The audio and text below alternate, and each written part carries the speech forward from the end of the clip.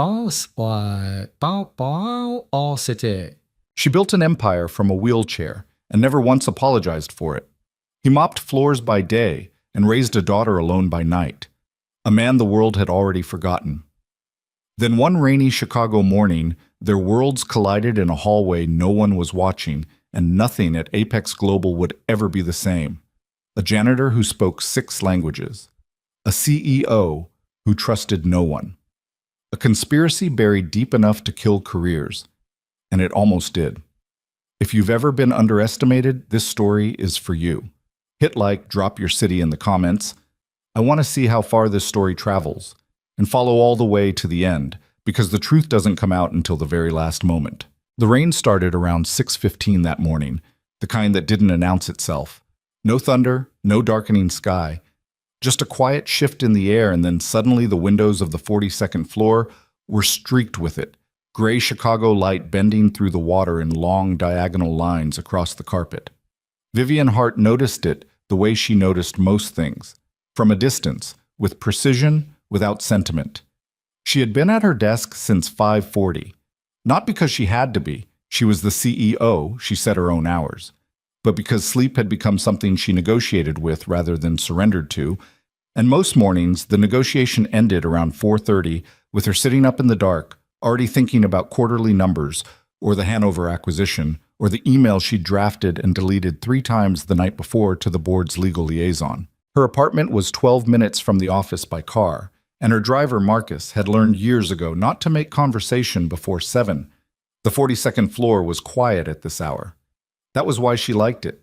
The open-plan bullpen where her department heads worked wouldn't fill up until 8:30, and even her assistant Claire didn't arrive until 7. For almost 2 hours every morning, Vivian had the floor to herself. The long windows, the hum of the HVAC system, the distant sound of the elevator cable moving in its shaft. She was 32 years old and had been running Apex Global for 14 months. The company had revenue in the range of $4 billion annually, operations in 17 countries, and a board of directors that had spent the first 8 months of her tenure waiting for her to fail. She had not failed. She had restructured the Southeast Asia division, terminated 2 contracts that were bleeding money without anyone willing to say so out loud, and negotiated a partnership with a German logistics firm that her predecessor had chased unsuccessfully for 3 years. The board had stopped waiting for her to fail somewhere around month 10, and had begun instead a different kind of watching. The kind that calculated what she was worth to them versus what she might cost them if her particular variety of stubbornness ever turned in an inconvenient direction. Vivian understood this. She had understood it from the beginning. She kept the knowledge close, the way you keep a thing that is useful precisely because it is uncomfortable. Her wheelchair was a Tie-Lite Aero Z, carbon fiber frame, custom fitted. She'd been in it for 4 years since the accident on the Eisenhower Expressway that had fractured her L1 vertebra and damaged the spinal cord below it in ways that 3 surgeons had explained to her in careful, compassionate language she had largely tuned out in favor of reading their reports herself. Partial paralysis, incomplete injury, significant function retained in her upper legs, less certainty about what the next years would bring. She had been 28. She had been on her way to a board meeting. She did not spend time thinking about the accident, she spent time working. At 6:40, she heard the cleaning cart in the hallway. She didn't look up at first. The cleaning staff came through before 7 most mornings. She was used to the sound of it, the wheels on the tile outside the glass partition, the distant mechanical whir of the floor buffer somewhere down the corridor. It was background noise. But then she heard the voices, not arguing, not the kind of thing that demanded attention, just conversation, and what caught her first was the language. Mandarin, she thought, and then she adjusted, Cantonese shifting into Mandarin, and the responses coming back in both. She looked up. Through the glass wall of her office, she could see the hallway that connected the elevator bank to the main floor. 3 men stood near the elevators. She recognized 2 of them, part of the Zhao delegation that had arrived yesterday from Hong Kong for the preliminary discussions on the Pacific Rim distribution contract. The 3rd man wore gray work pants and a shirt with the Apex Building Services logo on the chest. He had a mop bucket behind him and a lanyard clipped to his belt, and he was talking to the two Hong Kong executives with the kind of ease that had nothing performative in it. None of the nodding overemphasis that people put on when they were trying to demonstrate fluency. None of the careful pronunciation of someone showing off. He was just talking. One of the executives said something that made the other laugh, and the man in the gray shirt said something back, and both of them laughed harder. Vivian sat very still. The conversation shifted. She caught the change in cadence before she caught the language, and it took her a moment to place it. Bahasa Indonesia, she thought, or possibly Malay, and then one of the executives switched to English for something technical, and the janitor answered in English without missing a beat, and then they were back in Mandarin again, and whatever the janitor said made one of the executives touch his arm in the particular way that older businessmen from that part of the world indicated genuine respect. 2 minutes. Maybe 3. Then the elevator arrived, the executive stepped in, and the man in the gray shirt turned back to his mop bucket. Vivian watched him for another moment. He didn't look around. He didn't check whether anyone had seen. He just moved the bucket to the next section of hallway and started working again, the way someone does when something is so ordinary to them that it doesn't register as remarkable. She looked at her computer screen. The Zhao preliminary file was open. She looked back at the hallway. He was already moving toward the far end, the cartwheels quiet on the tile. She closed the file and opened a different one, the HR portal, Building Services Division. It took her 6 minutes to find him. His name was Ethan Carter, 35.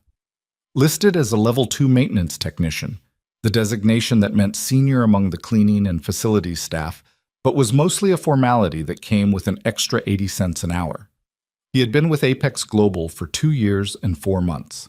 Before that, a gap in employment records that the HR system noted without explanation. Before the gap, and this was where Vivian stopped and read the screen twice, a research position at the University of Illinois at Chicago, Department of Linguistics and Applied Communication. And before that, a consultancy called Meridian Language Group, where his title had been listed as Senior Negotiation Strategist. She sat back in her chair. The rain hit the windows. Down below, the city was starting to move. She could see headlights on the street 42 floors down, the orange glow of a traffic light cycling through its sequence. She pulled up the Meridian Language Group. It took her longer than she expected to find meaningful records. The company had dissolved, it looked like, about 5 years ago, or rather it had been absorbed, most of its contracts and a few of its people folded into a larger firm.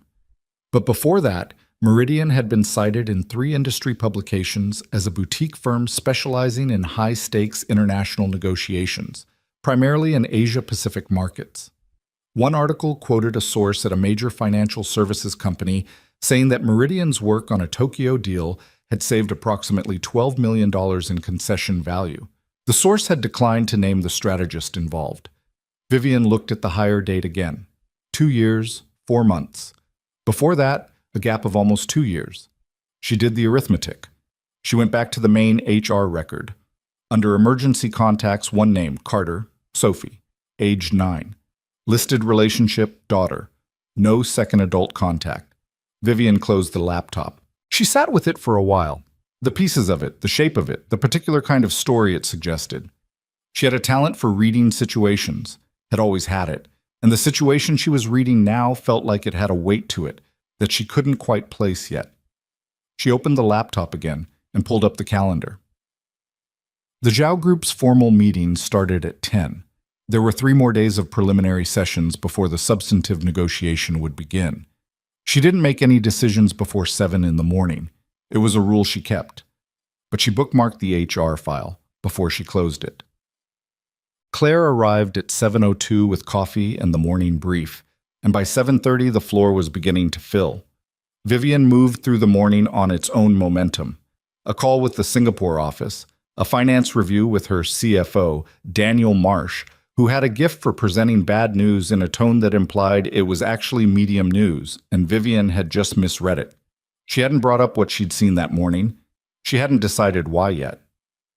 At 10, she positioned herself at the back of the main conference room while her VP of International Partnerships, a man named Greg Pollard, led the Zhao Group through the first session of preliminary discussions. Pollard was good at the performance of international business. He wore suits that communicated the right seriousness. He had practiced the handshake protocols. He had a junior associate whispering Mandarin translations into his ear through a wireless earpiece. The Zhao executives were polite. They were also, Vivian could see, slightly bored.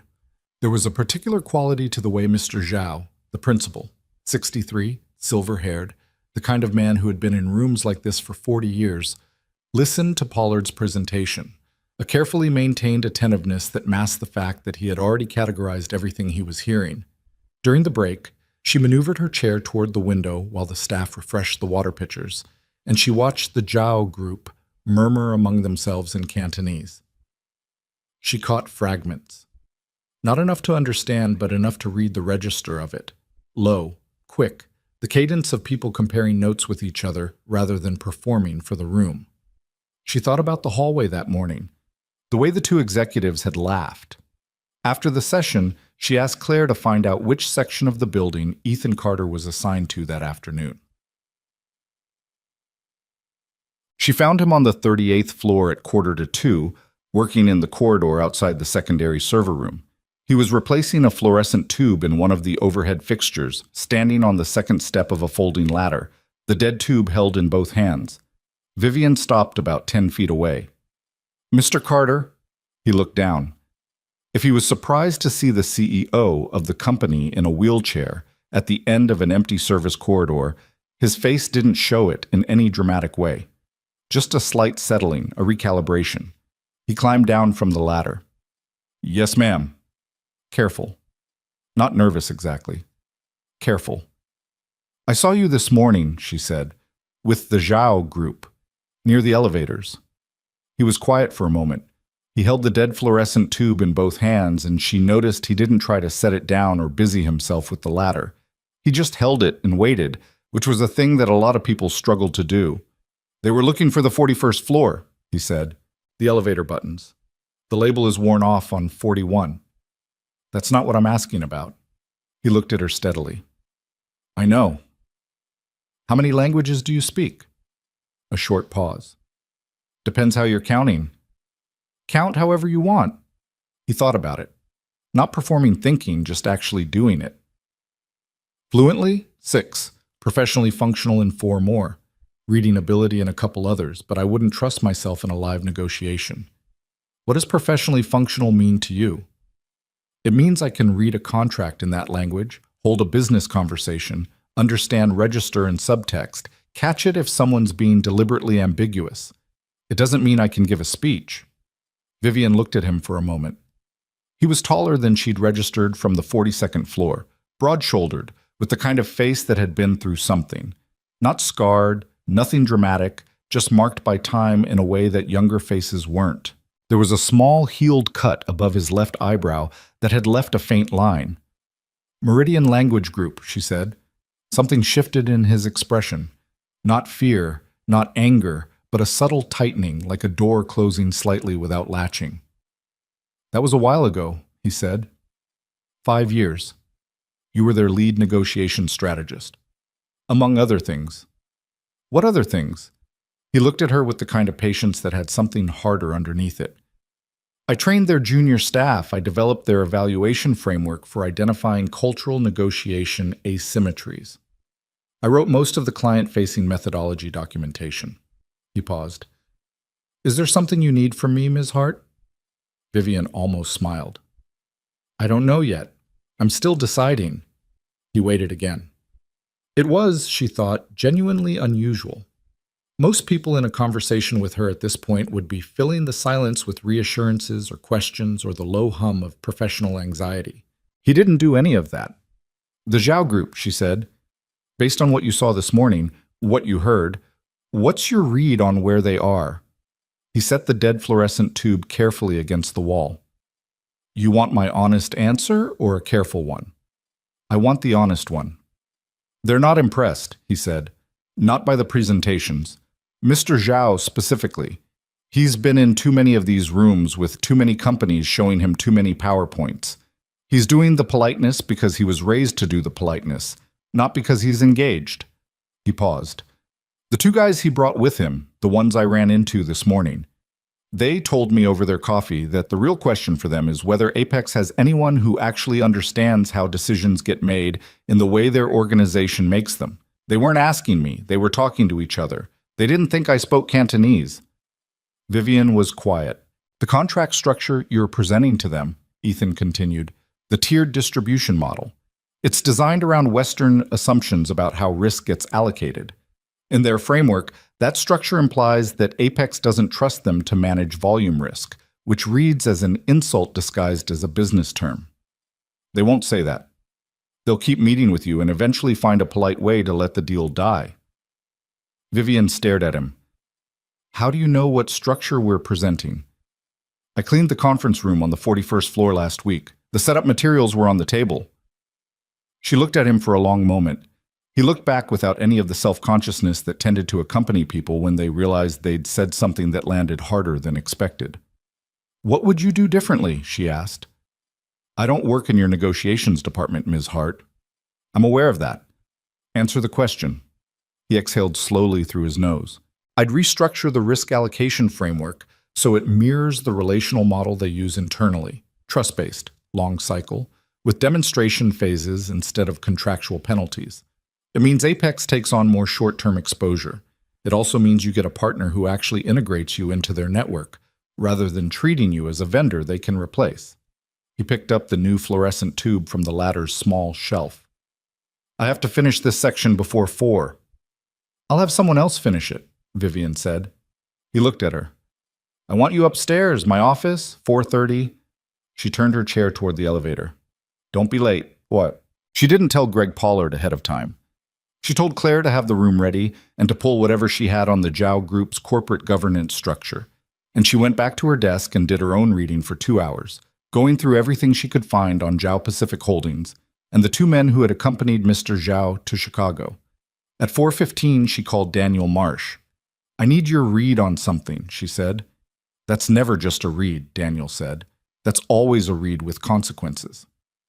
If we restructured the risk terms on the Zhao contract, took on the short-term volume exposure ourselves for the first 18 months, demonstration model approach instead of penalty clauses. Vivian. His voice had the tone of a man who wanted to close his eyes. That's a significant exposure number. I know what the number is. The board would want a detailed. I'm not asking the board. I'm asking you whether the company can absorb it if the demonstration phase doesn't perform. A pause. Technically, yes, if the rest of the portfolio holds. It's not comfortable. Comfortable isn't the goal. Since when? Since always. You just keep hoping I mean something different by that. She heard him exhale. What changed? I'll explain at 4:30. Ethan arrived at 4:28. He'd changed out of the work shirt. She assumed he kept a change of clothes somewhere, or he'd left the building briefly, though she didn't know how he would have managed that in the time. And he was wearing a plain dark sweater and the same work pants, which was fine, and he looked like someone who'd had approximately 30 minutes to decide whether to take this seriously or not, and had concluded, for reasons he hadn't fully resolved, that he would. Daniel was already there. Pollard arrived 30 seconds after Ethan and took in the scene. Vivian at the head of the table, the CFO, and a man he clearly didn't recognize, with the particular expression of someone who suspects they're about to be surprised in a way they won't enjoy.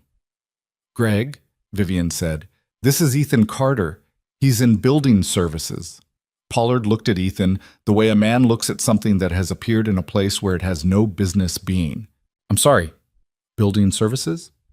He's also a former senior negotiation strategist with extensive background in Asia-Pacific markets, and he speaks 6 languages fluently. She looked at Ethan. Did I get that right? Close enough, Ethan said. Pollard turned to Vivian. What exactly is the... Sit down, Greg. He sat down. Ethan, Vivian said, tell them what you told me. He did.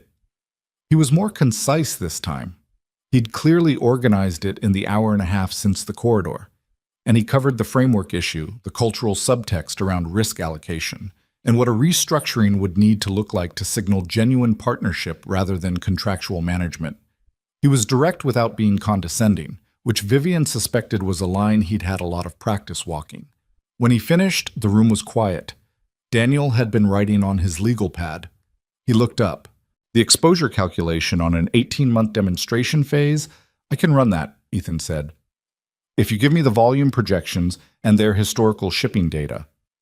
Where would you get their historical? I have an estimate from the conference room setup documents. I'd want to cross-check it, but it gets you in the range. Daniel looked at Vivian. She could see him doing the thing where he was deciding whether to engage with the situation as presented or to question the situation itself. He decided to engage. Fine, let's run it. Pollard had been quiet through all of this, and when he finally spoke, his voice had the carefully managed tone of a person who is angry and does not want to look angry. Vivian, I want to be supportive here, but I have to ask, we're seriously considering restructuring a contract worth $40 million on the advice of someone who works in facilities? The room went a specific kind of still. Vivian looked at him for a moment. We're seriously considering restructuring a contract worth $40 million on the advice of someone who has more relevant expertise in this particular context than anyone else in this building. She paused. The job title is irrelevant. The board is not in this meeting, she said. I am. And I'm telling you to run the numbers with Ethan and have a revised framework proposal on my desk by 9 tomorrow morning. Pollard looked at Ethan with an expression that had several layers to it, none of them particularly warm. Ethan looked back with the particular equanimity of someone who had encountered that expression before and had learned a long time ago not to take it personally.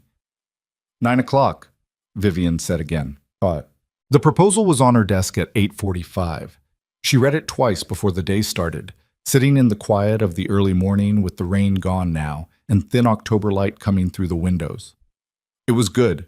Not just competent, actually good. The kind of document that understood what it was trying to do and did it without excess. The risk analysis was thorough but not defensive. The restructured framework was explained clearly, with a one-page executive summary that could be shown directly to the Zhao principles, if needed, formatted in the kind of clean, non-corporate language that wouldn't read as a sales pitch. There was a line near the bottom of the executive summary that she read 3 times. The proposed structure does not ask Zhao Pacific to trust Apex Global. It asks Apex Global to demonstrate that it has earned the right to be trusted. This is not a semantic distinction. She set the document down. She thought about the hallway, the mop bucket, the fluorescent tube in the service corridor, the way he'd said I have to finish this section before 4, not I should or I was planning to, just the plain declarative of a man who understood what his obligations were and intended to meet them. She thought about the daughter, Sophie, age 9. No second adult contact. She pulled up his HR file again and looked at the employment history. The gap years. The jump from senior negotiation strategist to building maintenance. It wasn't the kind of gap that happened for ordinary reasons. She looked at the proposal on her desk. She picked up her phone and called Claire. Find me a slot in Ethan Carter's schedule today. Not a formal meeting, coffee, or whatever. 30 minutes. A pause. His schedule is through the facilities coordinator. Then coordinate with the facilities coordinator. 30 minutes. What? She found him at noon in the break room on the 39th floor. He had 40 minutes for lunch according to the facilities coordinator, and he used 20 of it eating a sandwich he'd brought from home in a battered, insulated bag while reviewing what looked like handwritten notes on a yellow legal pad. She brought her own coffee. She didn't ask permission to sit across from him, and he moved his notes to make room without being asked. The proposal was good, she said. Pollard did most of the formatting. I know what Pollard's formatting looks like. The analysis was yours. He took a bite of his sandwich. Tuna, she thought. He ate without ceremony, the way people did when food was fuel rather than an event. Why the facilities job? She asked. He looked at her sideways, chewing. Swallowed. I needed consistent hours. Lots of jobs have consistent hours. Lots of jobs don't let you leave at exactly 3:15 every day. He wrapped the second half of his sandwich back in the wax paper. Sophie gets out of school at 3:30. It's 4 blocks from the building. Vivian looked at him. What happened to Meridian? It shut down. Before that. He was quiet for a moment. Outside the break room window, Chicago arranged itself in its usual 40-story indifference. My wife got sick, he said. Pancreatic cancer. 14 months from diagnosis to... He stopped. Sophie was 6. I left the consultancy when the treatment started getting intensive because there was nobody else. And when it was over, there was still nobody else. And Sophie was 7, and the world looked different than it had before. And I spent about a year not making very good decisions and running through savings I probably shouldn't have run through. He paused. The facilities job was a job that existed, that paid consistently, that let me be where I needed to be. It wasn't complicated. You're wasting your skills. My skills weren't going anywhere without me. He looked at her with a steadiness that wasn't defensive. She's 9. She's only going to be 9 once. Vivian looked at her coffee cup. She didn't say anything for a moment. The Zhao meeting is tomorrow at 10, she said. I know. Pollard sent me the agenda. He did? No? A beat. I'm guessing. She looked at him. The faintest thing crossed his face that might, under other circumstances, have been a smile. I want you in the room, she said. He went still. Not as a consultant, not formally, not yet. Pollard will have a title for you, something that keeps the board from asking questions. But I want you in the room where you can hear the negotiation directly and flag anything in real time. Pollard won't like that. Pollard doesn't have to like it. He has to be professional. Ethan looked at her for a long moment. What's in it for you? It was a direct question, the kind that most people wouldn't ask their CEO over a break room table, and she found that she didn't resent it. The deal, she said simply. That's what's in it for me. 40 million and a partner in Asia Pacific that actually works. And what's in it for me? She thought about it honestly. Probably complications, she said, and a chance to do work that's worth doing. He looked at his legal pad. He looked at his sandwich. I'll need to make arrangements for Sophie if the meeting runs late, he said. I'll have Claire look into after-school coverage. The company will cover it. He was quiet again. Is that a yes? She asked. It's a yes, he said. But if Pollard tries to sideline me during the session, I'm walking out. Fair. And I'm still on the roster for the 38th floor until we figure out what this actually is. Also fair. He picked up his legal pad and slid it across the table toward her. Those are my annotations on the Zhao governance structure. Cross-reference it with the proposal before tomorrow. She looked at the pages. Dense, precise handwriting. Margins full of notes in at least 3 different languages. She looked up. He was already rewrapping his sandwich. Thank you, she said. He shrugged once, the way someone does when they're not sure the thanks is warranted yet. Let's see how tomorrow goes first. Tomorrow went better than she had let herself expect. The meeting started at 10 and ran past 1, which was itself a signal. Zhao Pacific's principals did not linger in meetings that weren't working for them. Ethan sat at the far end of the table in borrowed business clothes that didn't quite fit right across the shoulders, and he said almost nothing for the first 90 minutes, and Vivian watched him while pretending to watch Pollard, and she saw the way he tracked the conversation.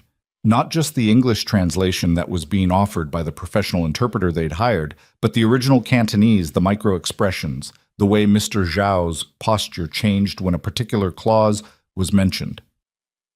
At the 90-minute mark, during a discussion of the revised risk framework, Ethan said 3 sentences in Cantonese. The room stopped. Mr. Zhao looked at him for the first time as though actually seeing him. What followed was 20 minutes of direct conversation between Ethan and the Zhao principals.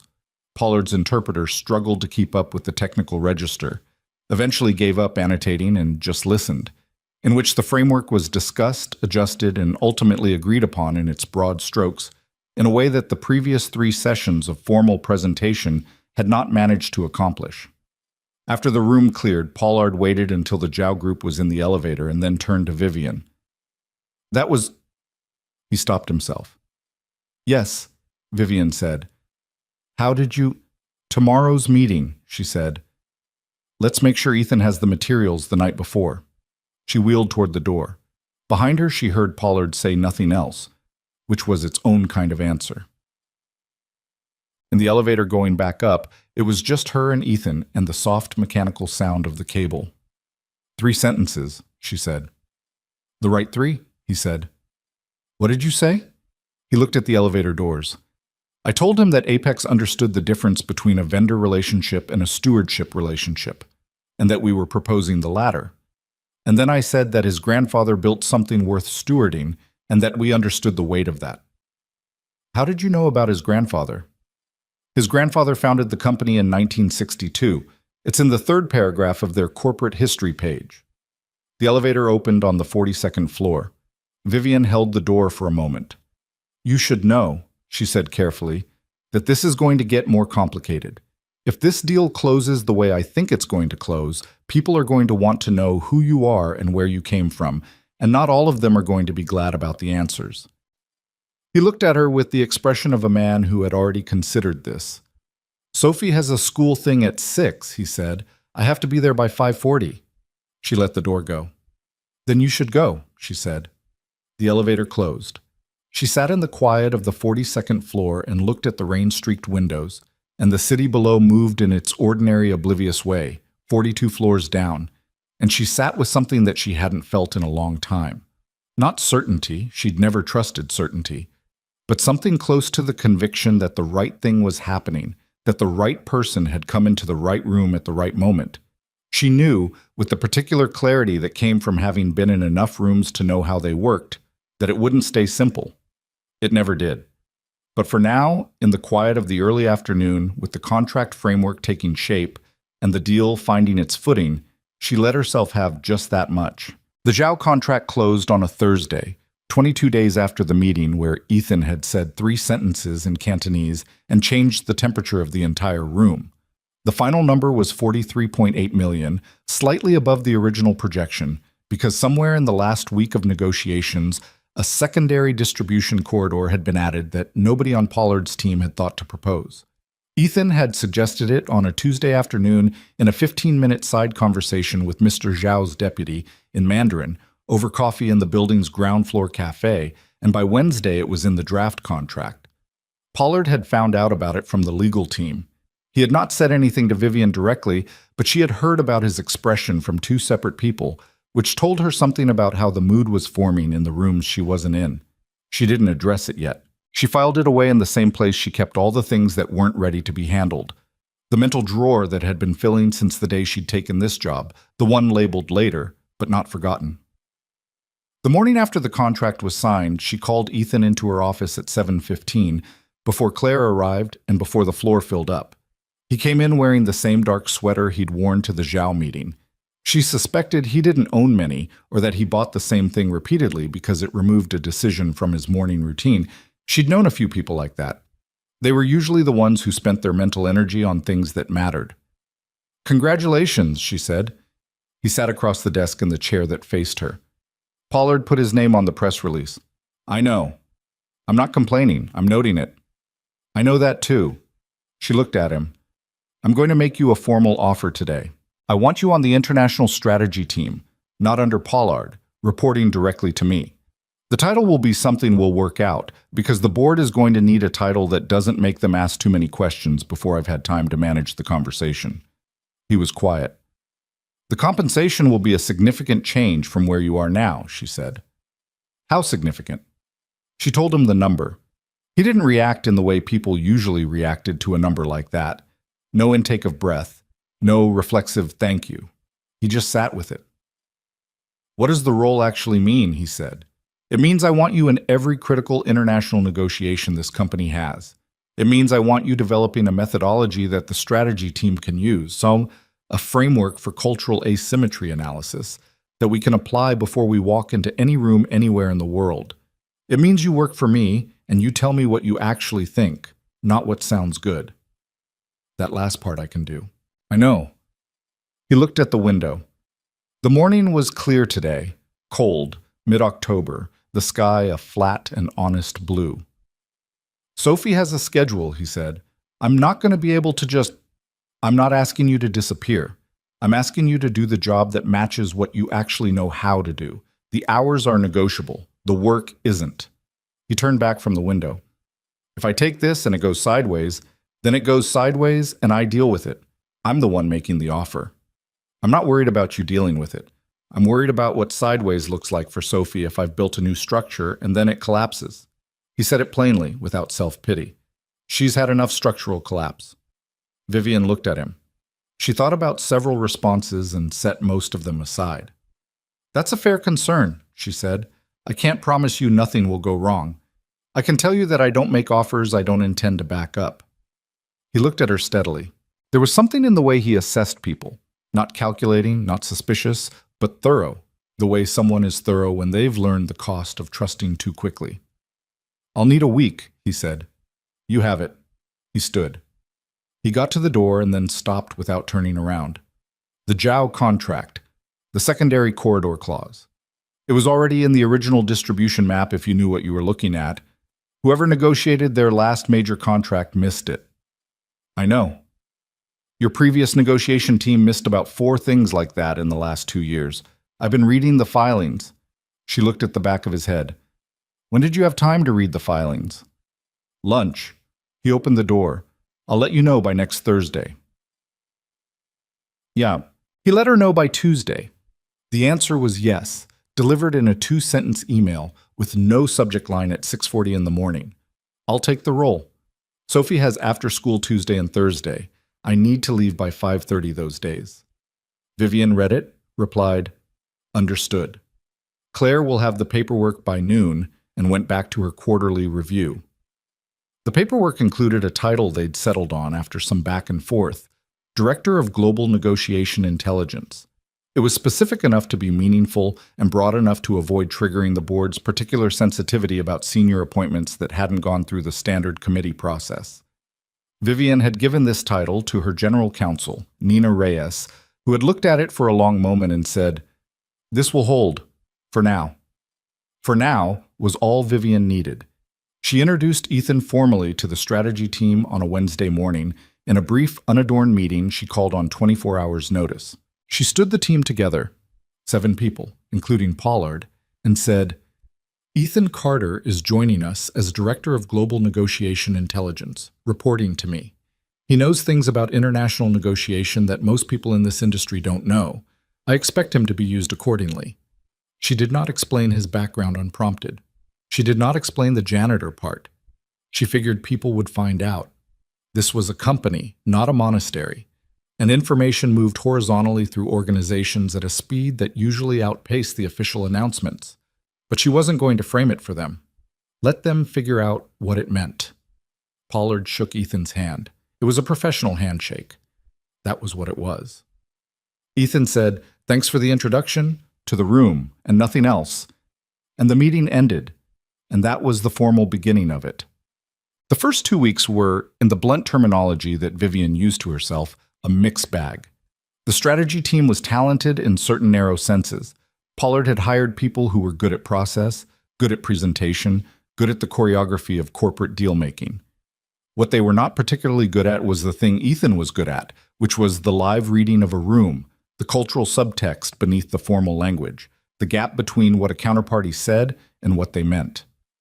This gap, in Vivian's experience, was where deals were either made or quietly destroyed. Ethan worked at a desk in the open section of the strategy floor, which Vivian had arranged deliberately. She wanted him visible, wanted the team to have to reckon with his presence as a daily fact rather than as an occasional intrusion. He had a laptop, a legal pad, and a coffee from the building cafe that he refreshed once mid-morning. He wrote by hand when he was thinking and typed when he'd finished thinking, which was a workflow that several of the younger analysts found baffling and which produced, from what Vivian could see, very good results. He was not warm in the way that smoothed social interactions in open-plan offices. He wasn't cold either. He would answer questions directly, stop what he was doing if someone needed something, engage genuinely when engaged. But he didn't do the performative friendliness that kept the ambient temperature of a corporate floor comfortable, and some of the team, she noticed, weren't sure what to do with him. One afternoon in the 3rd week, she overheard 2 of the junior analysts in the kitchen talking in the low, careful tones people used when they thought sound didn't travel. He just sits there and doesn't say anything for like 4 hours. He's reading. What is he reading? I don't know. Legal documents? Foreign ones, I think. He had a stack of stuff in Korean last week. It's weird, like, what's his deal? Where did he come from? A pause. Facilities, I heard. What do you mean, facilities? Like he was maintenance, like a janitor. Silence. You're kidding. That's what I heard.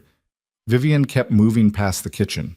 She didn't stop. She didn't know yet whether the talk was going to be a problem in the way that required managing, or just the ordinary friction of novelty working itself out. She gave it 2 more weeks before deciding. The Meridian Park deal emerged in the 4th week. It was a mid-size pharmaceutical supply contract, a South Korean biotech company looking to expand into North American distribution channels, Apex positioned as a potential logistics partner. The Korean delegation had been in preliminary discussions with Pollard's team for 6 weeks before Vivian pulled the file and read it properly. She read it on a Sunday evening, which was not unusual. She had a way of letting things accumulate during the week and then clearing them on weekends, sitting at her apartment with the city quiet outside and the work laid out in front of her without the noise of the office. She read the Meridian Park file and felt the creeping unease of a deal that was technically progressing and substantively going nowhere. Monday morning, she put it on Ethan's desk with a note. Read this. Tell me what you're seeing. He had it back to her by 11 with a 2-page memo and a note of his own attached. The lead negotiator on their side, Min-Jun Park, is the founder's nephew and is being tested. This is an evaluation deal for him internally, not just a business contract. Pollard's team has been treating it as a standard B2B negotiation. Wrong frame entirely. Need to restructure the approach around the relationship dynamic, not the logistics terms. She called him in. How confident are you in this read? She asked. The language in their formal correspondence has shifted 3 times in 6 weeks, he said. The register changed tracks with internal pressure. Second thing, they turned down 2 small accommodation requests that would have been easy to grant if they were negotiating in good faith on the terms. They're not stalling on terms, they're waiting for something else. The only thing that fits the pattern is internal positioning. What do you recommend? Pull Pollard from the lead role. Put someone else on the relationship side. And I need to have a direct call with Min-Jun Park before the next formal session. Not a negotiation call, a conversation. In Korean. There was the version of this conversation where she asked him if he was sure, where she buffered the recommendation with process and committees and the standard apparatus that executives use to create distance between themselves and decisions. She looked at the memo. She looked at him. I'll talk to Pollard, she said. He's not going to like it. He doesn't have to like it, she paused. For what it's worth, I'll frame it as a methodological expansion, not a replacement. I know the framing. I'm telling you how he'll take it regardless. She looked at him for a moment. You've dealt with people like Pollard before. I've dealt with everyone before, he said, without bitterness. The conversation with Pollard happened that afternoon, in his office, which she went to rather than summoning him to hers. A deliberate choice, the kind of spatial gesture that said, I'm not trying to embarrass you, I'm trying to work with you. She'd found it mattered sometimes, that kind of thing. Not always, but sometimes. Pollard listened to the Meridian Park reframe with his hands flat on his desk, which was the posture he took when he was controlling his response. I understand the logic, he said when she finished. I want to make sure I'm understanding the structure. Ethan is leading the relationship component. My team is supporting, yes. And this call with Park will happen before the next formal session. Ethan will brief you on it. Pollard's hands moved slightly on the desk. Vivian, I want to be direct with you. Good. I have significant concerns about the way this dynamic is developing. I have been in this role for 4 years. I have a team that I have built and that functions. Bringing in someone from... He stopped. Someone with Ethan's particular background and structuring things so that he's effectively calling the shots on client relationships creates a situation that I think is going to be corrosive to the team's cohesion. She looked at him steadily. He was not wrong about all of it. She knew that. The cohesion concern was real, and she respected that he'd said it directly rather than letting it fester. I hear that, she said. And I'm not dismissing the team dynamic, but the Zhao deal added value because we listened to someone who knew something that the standard approach had been missing. Meridian Park is another version of that. I'm not restructuring the team. I'm expanding the tool set. The tool set has a name and a salary. Yes, And so do you. She paused. I'm not asking you to step back from your work, Greg. I'm asking you to let a different skill set lead on specific components where it's the right fit. That's not a demotion. That's intelligent deployment. He was quiet for a moment. And if I have concerns about specific decisions he makes, bring them to me directly, not around the floor. He nodded, which was not agreement exactly, but was the closest he could offer, and she accepted it as what it was. The call with Min Jun Park happened on a Friday afternoon, 45 minutes, and Ethan ran it from a small conference room on the 41st floor with the door closed. Vivian wasn't in the room. She'd considered it and decided against it, deciding that her presence would change the register of the conversation in ways that wouldn't help. She had a summary from him by 6 o'clock. Call went well. Park is 31, 5 years at the company. Significant internal pressure from the board that he can't acknowledge openly. Wants the deal to succeed, but more specifically wants to demonstrate independent success. The dynamic requires us to let him have visible wins in the negotiation, not just result wins. I've drafted suggested modifications to our positions on 3 terms that we can concede in a visible way without changing our substantive outcome. We'll have the document ready Monday. Vivian read the email twice. She thought about the word us. Somewhere in the 4 weeks since he'd taken the desk in the strategy section, the pronoun had shifted without announcement. Not your positions, not Apex's positions, just our. She noted it without making anything of it and replied, "Good, Monday works." Quotes. The Monday document was, as she'd expected, excellent. The 3 suggested concessions were chosen with the kind of surgical precision that came from understanding which terms were substantive and which were symbolic, and which symbolic terms mattered most to a person trying to prove something to a room that wasn't in the negotiation. The second formal session with the Meridian Park delegation happened that Thursday. Vivian sat in, back row, observing. Ethan was at the table this time, formally introduced by Pollard as a senior member of the strategy team. Vivian watched Min Jun Park's face when Ethan introduced himself in Korean. It was a small thing, a slight relaxing around the eyes, a recalibration, the look of a person who has adjusted their expectations of a room.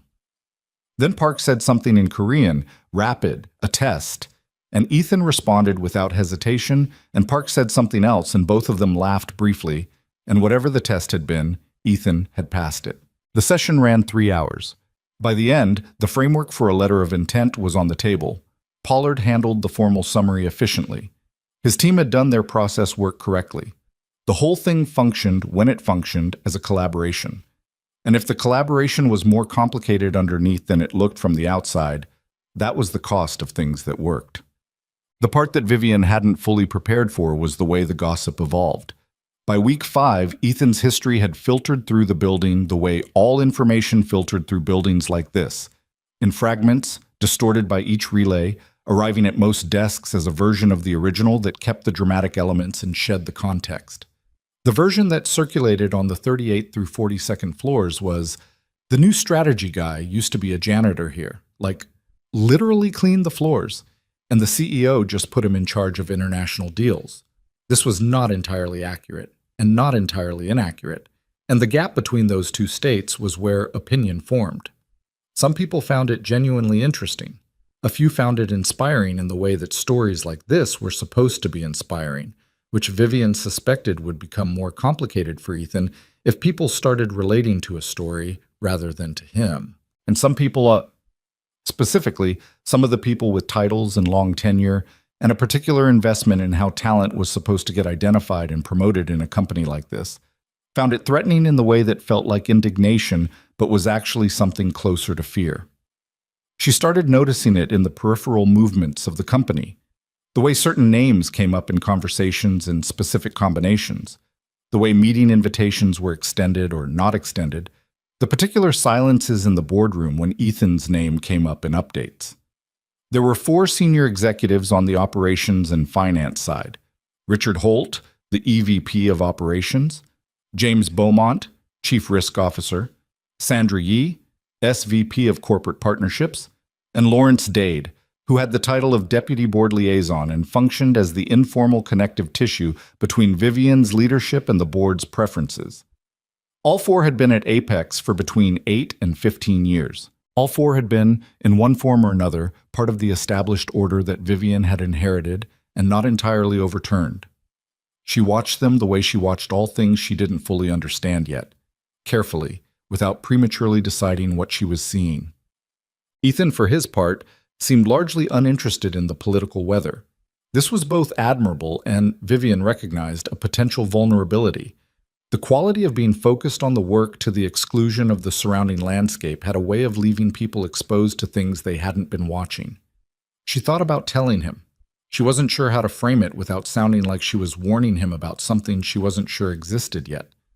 She settled for keeping the information in her own column and waiting to see what shape it took.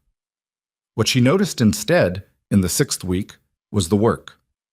He had begun developing the methodology she'd asked for, the cultural negotiation framework, and he'd been building it the way he seemed to build most things, quietly and with more depth than the eventual document would visibly contain.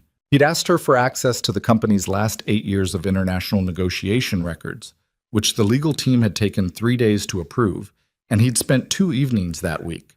She knew because the badge access logs showed him leaving at 8:30 and 9:15, working through the files. On Thursday of that week, he'd put a preliminary document on her desk that was titled, simply, Where We've Been Leaving Money. She read it over her morning coffee, and by the 3rd page had stopped drinking the coffee. The document identified 11 patterns across the 8-year negotiation history where cultural misalignment had produced either suboptimal outcomes or outright failures.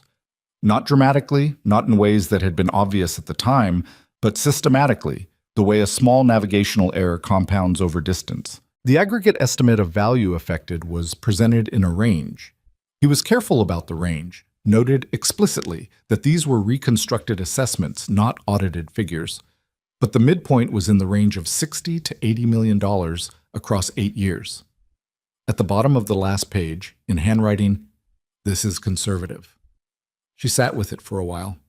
$60 to $80 million wasn't the kind of number that destroyed a company the size of Apex, but it was the kind of number that, if it had been visible at the time, would have changed careers, would have prompted different decisions, would have made certain people look like what they actually were. She thought about the board. She thought about Lawrence Dade. She called Ethan in. "This document," she said, holding it, "it's preliminary. I know. I want to know who's seen it. Just you. Keep it that way for now."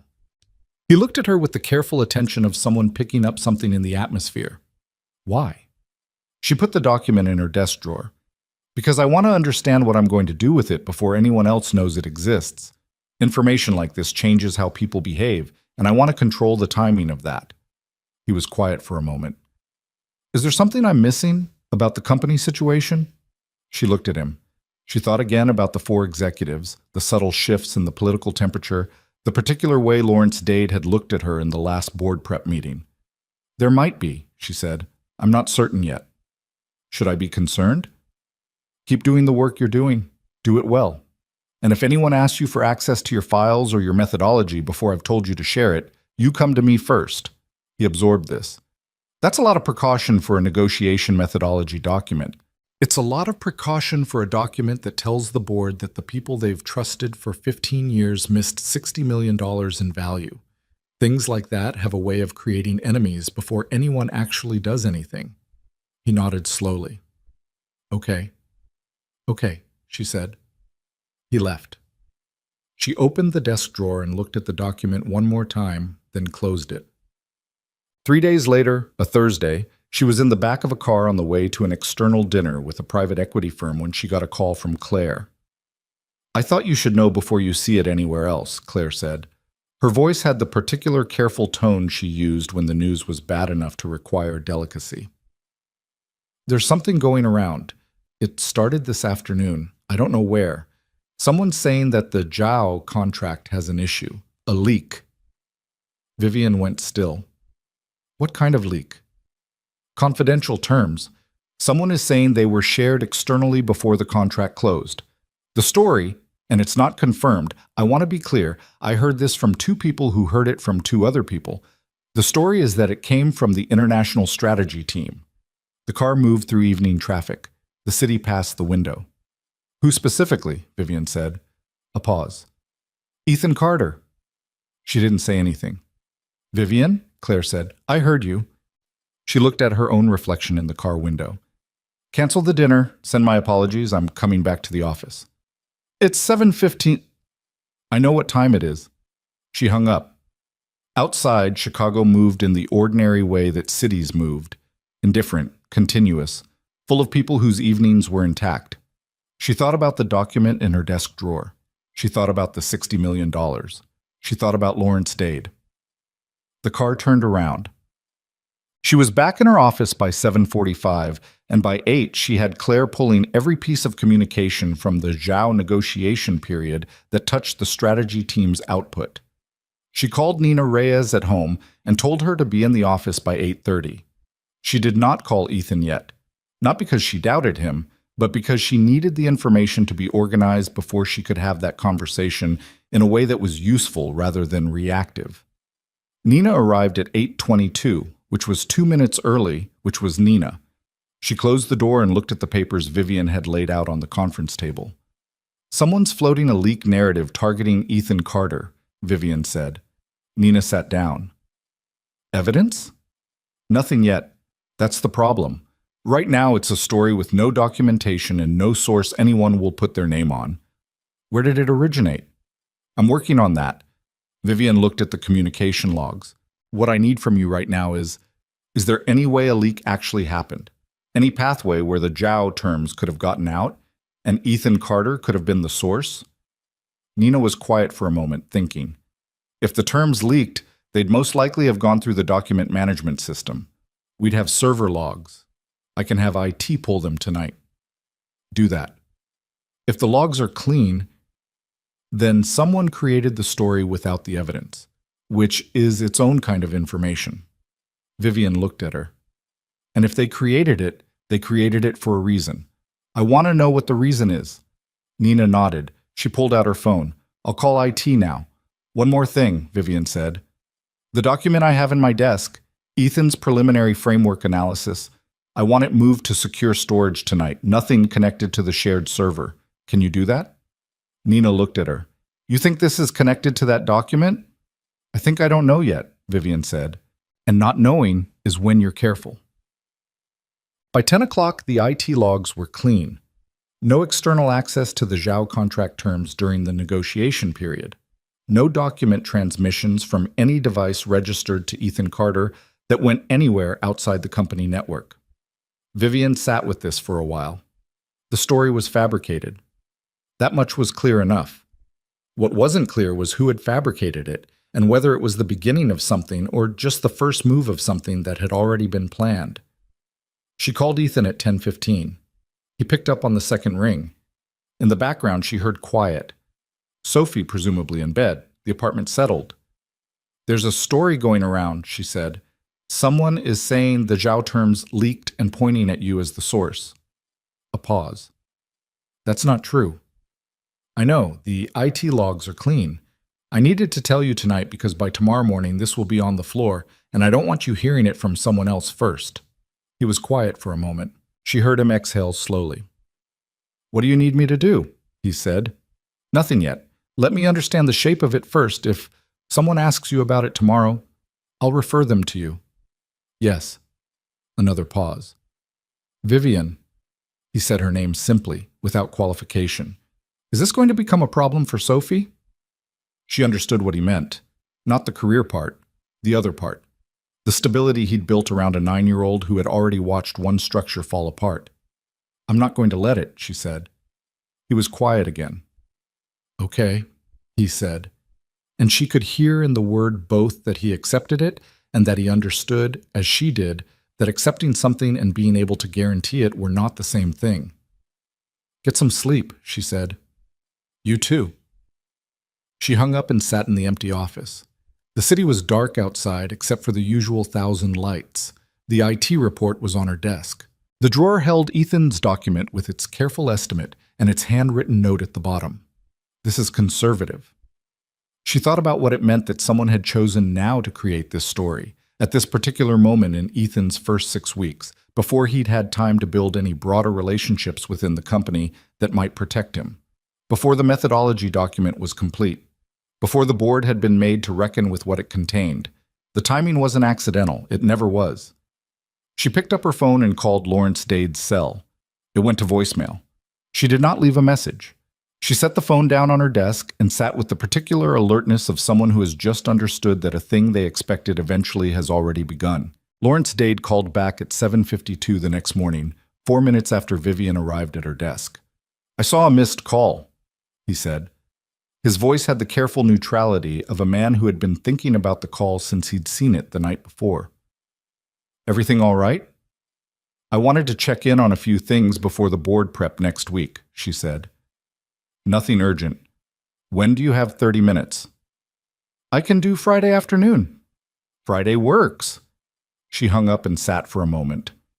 He hadn't mentioned the leak story, which meant either he hadn't heard it yet, unlikely, given how it had moved through the building, or he had heard it and chosen not to raise it, which was more interesting. She filed the call in the same mental drawer as everything else and started her day. By 9 in the morning, the story had reached the official layer of the organization, meaning it had stopped being something people said to each other in hallways, and had started being something that arrived in carefully worded emails. The first came from James Beaumont, the Chief Risk Officer, at 8:47. A message addressed to Vivian and copied to Nina Reyes, noting that he had received information suggesting a potential confidentiality issue related to the Zhao contract, and that given the company's risk management protocols, he wanted to ensure the matter was being properly investigated. The language was correct. The timing was the tell. Vivian replied at 9:05, copying Nina and adding Claire. "Thank you for flagging this. I initiated an IT audit last night upon learning of the concern. Preliminary results show no evidence of unauthorized data transmission. I'll have a formal report to you by end of week." She sent it and didn't wait to see how he'd respond. The second email arrived at 9:20 from Sandra Yee, SVP of Corporate Partnerships, addressed to Vivian alone. "Vivian, I've heard something troubling and I think we should talk privately. Available this morning." Vivian looked at this one longer. Sandra Yee had been at Apex for 11 years and had a particular quality of operating. She was never quite at the center of anything, always at an oblique angle to it, close enough to shape outcomes, far enough to avoid fingerprints.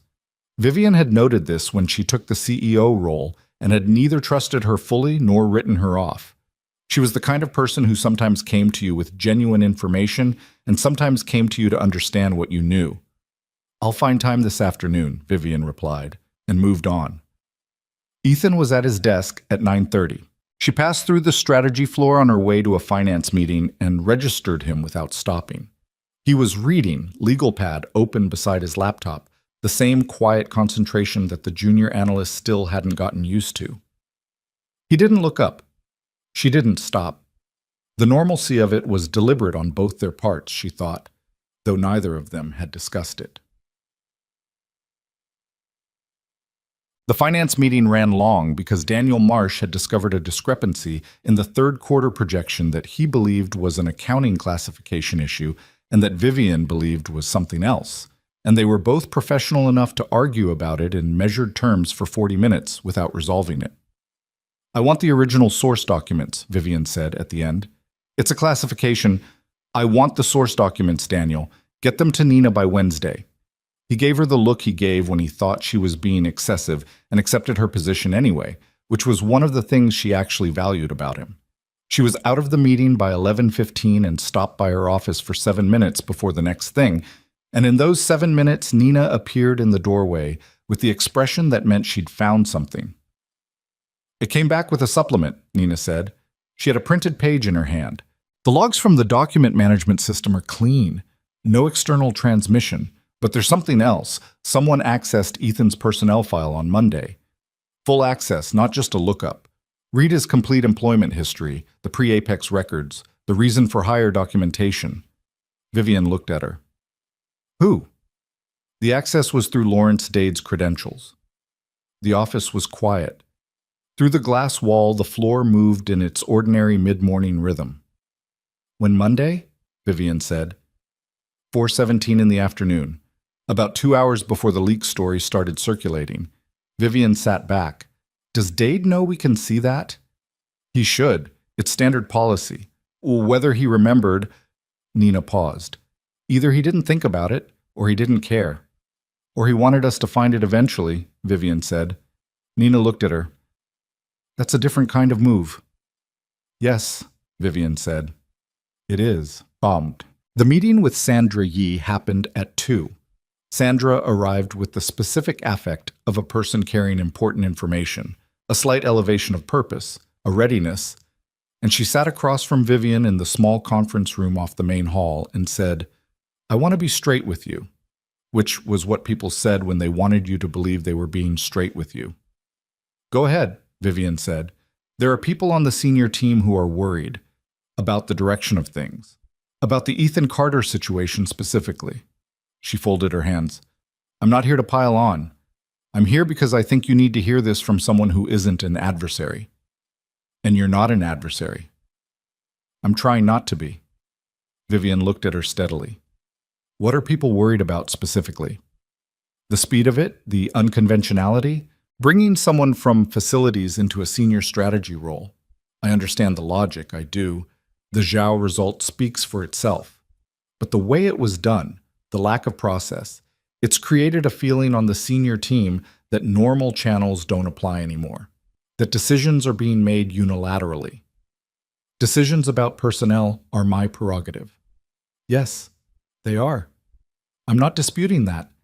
I'm telling you how it feels on the ground. Sandra paused.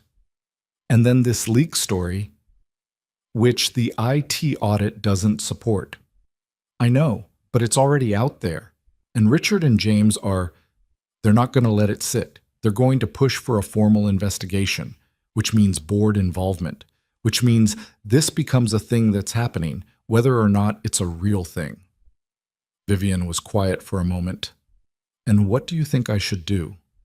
I think you should consider whether this particular appointment is worth what it's going to cost. Not forever, just right now. Give Ethan a different role, something with less visibility. Let the temperature come down and then, no, Sandra blinked. I'm not repositioning him because some people are uncomfortable, Vivian said. And I'm not repositioning him because someone decided to start a story with no evidence behind it. She looked at Sandra with the same directness she applied to everything. If there are legitimate concerns about process, I'm willing to hear them. But the specific recommendation you just made, that's not about process. That's about removing someone because his presence is inconvenient to people who've been comfortable for a long time. Sandra held her eyes. I'm trying to help you. I know you think that. Vivian moved her chair back slightly. I appreciate that you came to me rather than going around me. That matters. But the answer is no. Sandra left. Vivian sat in the empty conference room for a moment after the door closed, and she felt the things she felt sometimes in the middle of decisions where the consequences were visible and the outcomes weren't. Not doubt exactly, more like the weight of commitment, the specific gravity of a position you've chosen and intend to hold. She wheeled back to her office and called Ethan. Are you in the building? Break room on 39. Come up. He arrived 4 minutes later. She told him about the IT audit, about Dade's access to his file, about the Sandra Yee conversation, in the same direct way she gave him all information. No softening, but no unnecessary alarm either. He listened without interrupting. When she finished, he was quiet for a moment. He was looking at a fixed point somewhere to the left of her desk. The middle-distance look of someone running calculations. Dade pulled my file 2 hours before the story started, he said. Yes? So he knew my background. He knew how it would look. That's how I read it. And the IT logs being clean, that actually doesn't matter to the narrative, does it? Because the story isn't about proving something. It's about creating enough uncertainty that the board has grounds to request an investigation, and the investigation itself becomes the problem. She looked at him. Yes. He exhaled through his nose. Okay. A pause. Does this put you in a position where the board can move against you? Not just me. That's my problem to manage. With respect, he said, if it's about my position, I'm part of the problem to manage. She considered this. Potentially. If the board formally requests an investigation and I resist it, it looks like I'm protecting someone. If I allow it, the investigation process itself creates damage regardless of the outcome. So they've built a trap. They've built a trap, she confirmed. He was quiet again. Outside the windows, the afternoon was shifting, clouds moving in from the west, the light going gray in the particular Chicago way that felt less like weather and more like a change of mind. The methodology document, he said. The $60 million analysis. Is that what this is about? I think that's part of it. If that document becomes visible to the board before the right people have context, it can be used either way. It can be used to argue mismanagement, or it can be used to ask uncomfortable questions about the people who were running strategy before I got here. She paused. People who are still on the senior team. He turned this over. So they need to discredit me before the document surfaces. Or make me pull back from relying on your analysis. Which amounts to the same thing. More or less. He looked at her. What do you need from me? Keep working. Don't change anything about how you're operating. If someone approaches you, formally or informally, about the leak story or about your history or about your methodology, you tell me immediately. Don't engage, don't defend yourself to anyone except me. And the document? Is in secure storage. Nina has it. He nodded. He looked like a man who is processing something complicated and choosing not to show the full weight of it on his face, which was, she thought, one of his most consistent qualities and probably one of his most costly ones, the practice of containing things that had nowhere adequate to go. There's one more thing, he said. Say it. If this gets bad, really bad, not manageable bad, I need to know that honestly. I have a 9-year-old at home who was starting to believe things might be stable. He said it without drama, just the flat honesty of someone laying a real thing on a table. I can handle whatever happens to me. I'd just like to know before it happens to her. She met his eyes. I will tell you honestly, she said. That's the only thing I can promise. That's enough, he said, and left. The board met for its regular monthly session the following Tuesday, and Vivian had spent 4 days preparing for it the way you prepared for a thing when you knew the terrain had shifted, but not exactly where the new edges were. She had her numbers in order. They were solid, the JOW contract had provided a genuine lift to the quarterly projection, the Meridian Park letter of intent added to the forward story. She had Nina beside her with the IT audit report. She had her read of the room, which she'd been calibrating since the Sandra Yee conversation, cross-referenced with everything she knew about the individuals in that boardroom. The board had 11 members. 6 she considered stable, institutional investors, 1 independent director who had been on the board before her appointment and who had consistently evaluated her on results. 3 she considered movable, people who defaulted to consensus and would follow the dominant signal in the room. 2 she watched the way you watched a thing you couldn't quite categorize yet. Lawrence Dade wasn't a board member. He was the deputy board liaison, which meant he sat in the room and communicated between the board and executive leadership and had no formal vote, but had, in Vivian's assessment, more influence than most of the formal votes.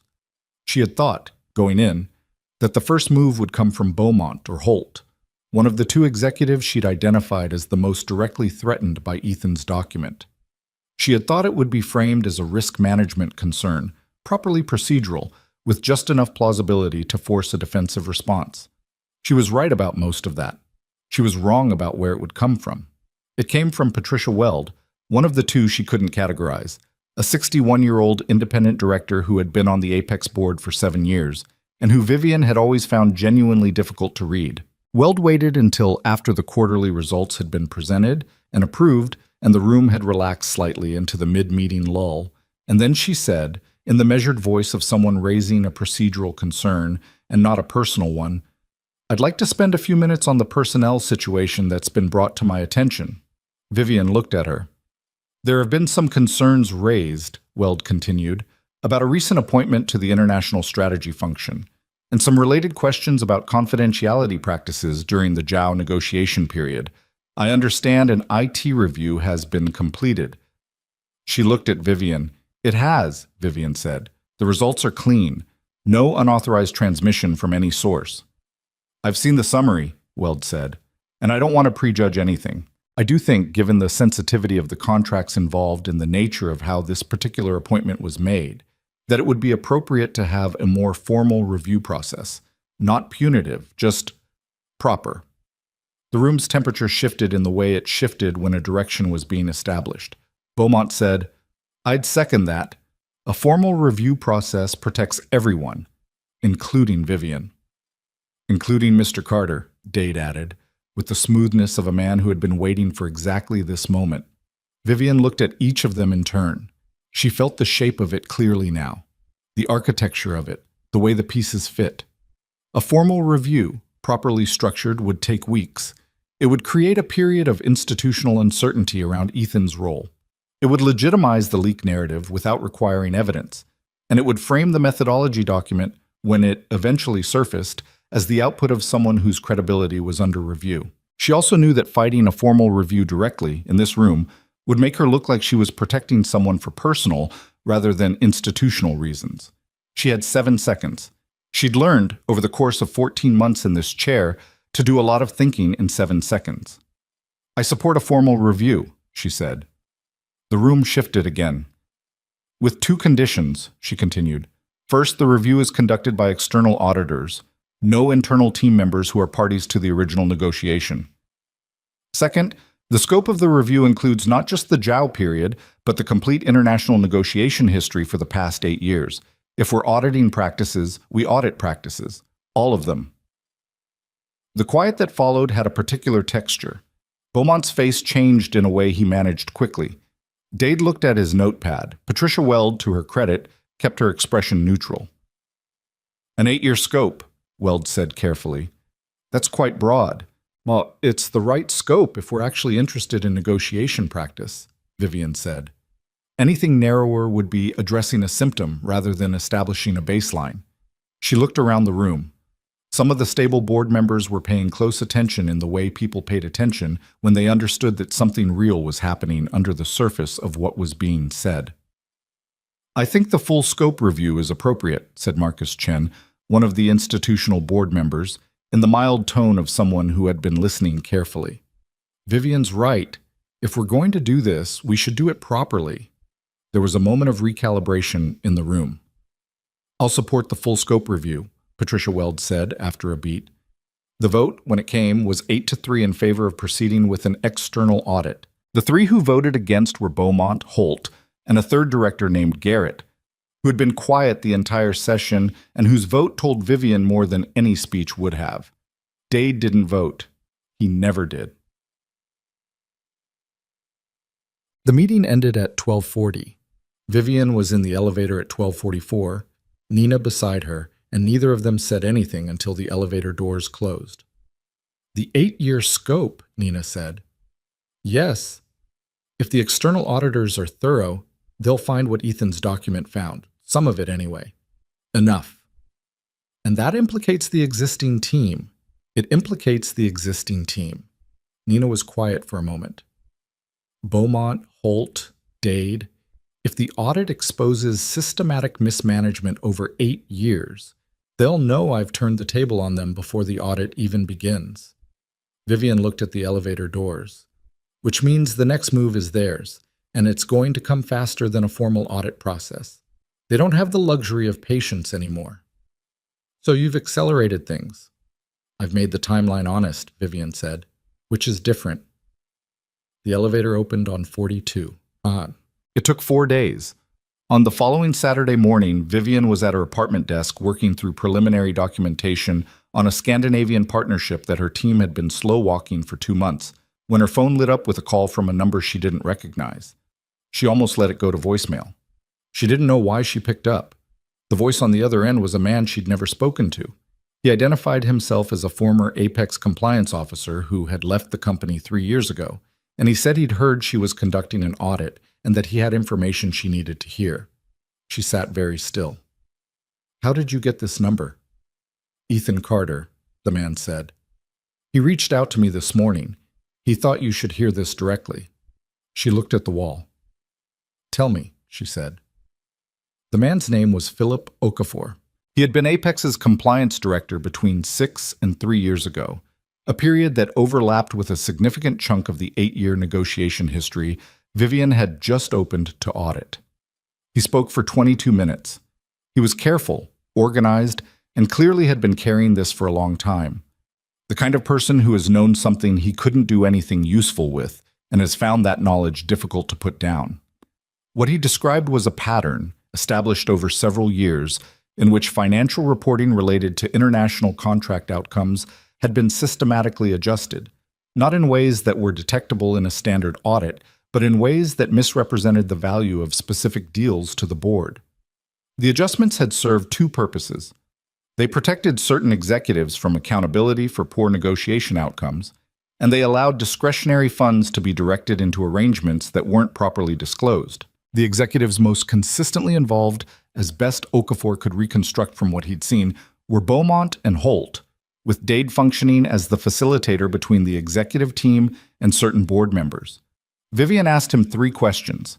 She wrote the answers on the back of the Scandinavian partnership document because it was the closest paper. "Why are you coming forward now?" she said.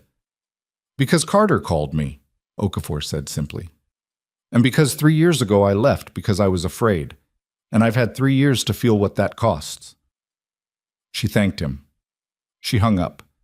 She looked at what she'd written. Then she picked the phone back up and called Ethan. He picked up on the first ring. In the background, she could hear Saturday morning sounds. It's something on a television, the low voice of a child. "You called Okafor," she said. "I've known him for a while. We overlapped at Meridian. He did compliance consulting for them before he went to Apex. When you described the document manipulation pattern, I thought of him. You thought of him and you called him and you told him to call me. I told him the situation and said it was his choice." She looked at her handwritten notes.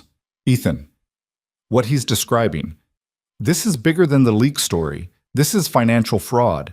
If what he's saying is accurate, this is a criminal matter." A pause. "I know. If this becomes a criminal matter, the people who started the leak story have an enormous amount more to lose. They're not going to stop at an anonymous rumor." Another pause, longer. In the background, she heard Sophie's voice, asking something, the specific question-shaped sound of a child's voice without the words being clear. "Hold on," Ethan said, not to Vivian. Then, "Hey, give me 5 minutes. I'll make pancakes after, I promise." A door closing. Then back to Vivian. "I know what it means. I need to know that you've actually thought about what it means. Not for the company, for you and Sophie." "I've thought about it," he said. "I spent most of last night thinking about it, which is why I called Okafor this morning." His voice was steady, but there was something underneath it. Not fear, more like the specific weight of someone who has made a decision and is now standing in it. "Here's the thing. I spent 2 years cleaning floors because I needed stable ground. I built something stable. And then I came up here and I saw that the ground was rotten underneath people who were supposed to be holding it up." A pause. "I can't pretend I don't see it." Vivian was quiet. "What do you need me to do?" he said. "I need you to compile everything you have. The methodology document, the negotiation history analysis, the pattern reconstruction. And I need names. Every name Okafor gave you, and anyone else who might have seen what he saw. I can have that by Monday morning." "Make it Sunday night," she said. Sunday night arrived with a sleet that didn't quite make up its mind to be snow, and Vivian was at her apartment desk at 9:15 when the email came in from Ethan. A single attachment, a 43-page document titled Apex Global, Negotiation Value Discrepancy and Financial Reporting Irregularity Analysis, 2016 to 2024. She opened it and read it straight through without stopping. When she finished, she closed the laptop and sat in the sleet gray quiet of her apartment. The 43rd floor windows made the city look like a circuit board from here, the grid of lights in the dark, orderly and indifferent. She thought about the Eisenhower Expressway, the accident that had been 4 years ago and that she did not spend time thinking about.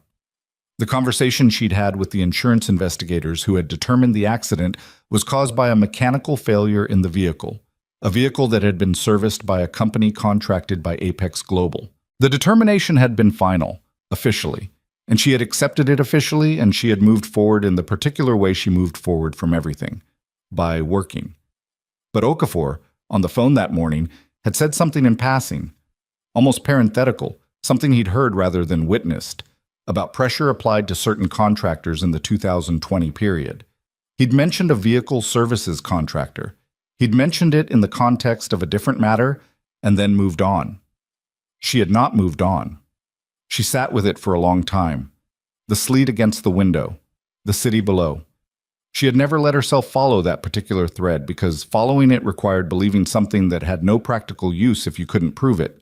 And believing an unprovable thing about the worst thing that had happened to you was a way to stay inside the worst thing forever. But the document on her laptop was 43 pages of things that hadn't seemed provable until they were. And Ethan had built them from publicly available filings and meeting records and communication logs and the patient, meticulous work of someone who understood that the truth rarely announced itself. It accumulated. She opened her laptop again and typed a single line at the bottom of a new document. Eisenhower, March 2020. Greenway Vehicle Services, Apex Contract Period. She saved the document to secure storage. Nina's server, the same place as everything else, and closed the laptop. Outside, the sleet had made up its mind. It was snow now. The first of the season falling on Chicago with the indifference of all seasons, covering what was there without changing what was underneath. She thought about the board meeting on Tuesday. She thought about what was coming. She thought about Ethan in his apartment, Sophie asleep, the 43 pages sent, and the decision irreversible. She thought about Lawrence Dade's access log, the 4:17 timestamp, the 2 hours before the story started. She thought about Patricia Weld's careful face. She thought about a boardroom that had spent 14 months waiting for her to fail, and what it meant that they were no longer waiting. She turned off the desk lamp and sat in the dark. She wasn't afraid of what was coming. She had made a habit, over 4 years, of not being afraid of things she couldn't move away from. But she was under no illusion that the days ahead were going to be anything other than what they were, the hardest stretch of this fight, the part where the people who had been patient finally came for what they wanted. She had about 48 hours before that happened. She intended to use them. The 48 hours turned out to be 31. Monday morning arrived with the snow still on the ground, and a message from Claire at 6:58. An emergency board session had been called for 2 o'clock that afternoon. The stated reason, per the official notice, was a review of executive leadership practices in response to unresolved confidentiality concerns. The unstated reason was visible in the list of who had requested it: Beaumont, Holt, and Garrett, the same 3 who had voted against the full-scope audit 4 days earlier. Vivian read the notice at her desk with her coffee going cold beside her. She called Nina first. "You saw it." 5 minutes ago, Nina said. "I'm already pulling everything." The 43-page document. I need printed copies. 3. Secure printer only. Done. What else? Get me Marcus Chen's direct number, not the board line, his direct cell. I need to speak with him before noon. Okay. And find out who retained the external audit firm we agreed on. If it was Dade's office, I want to know whether they've been contacted yet. A pause.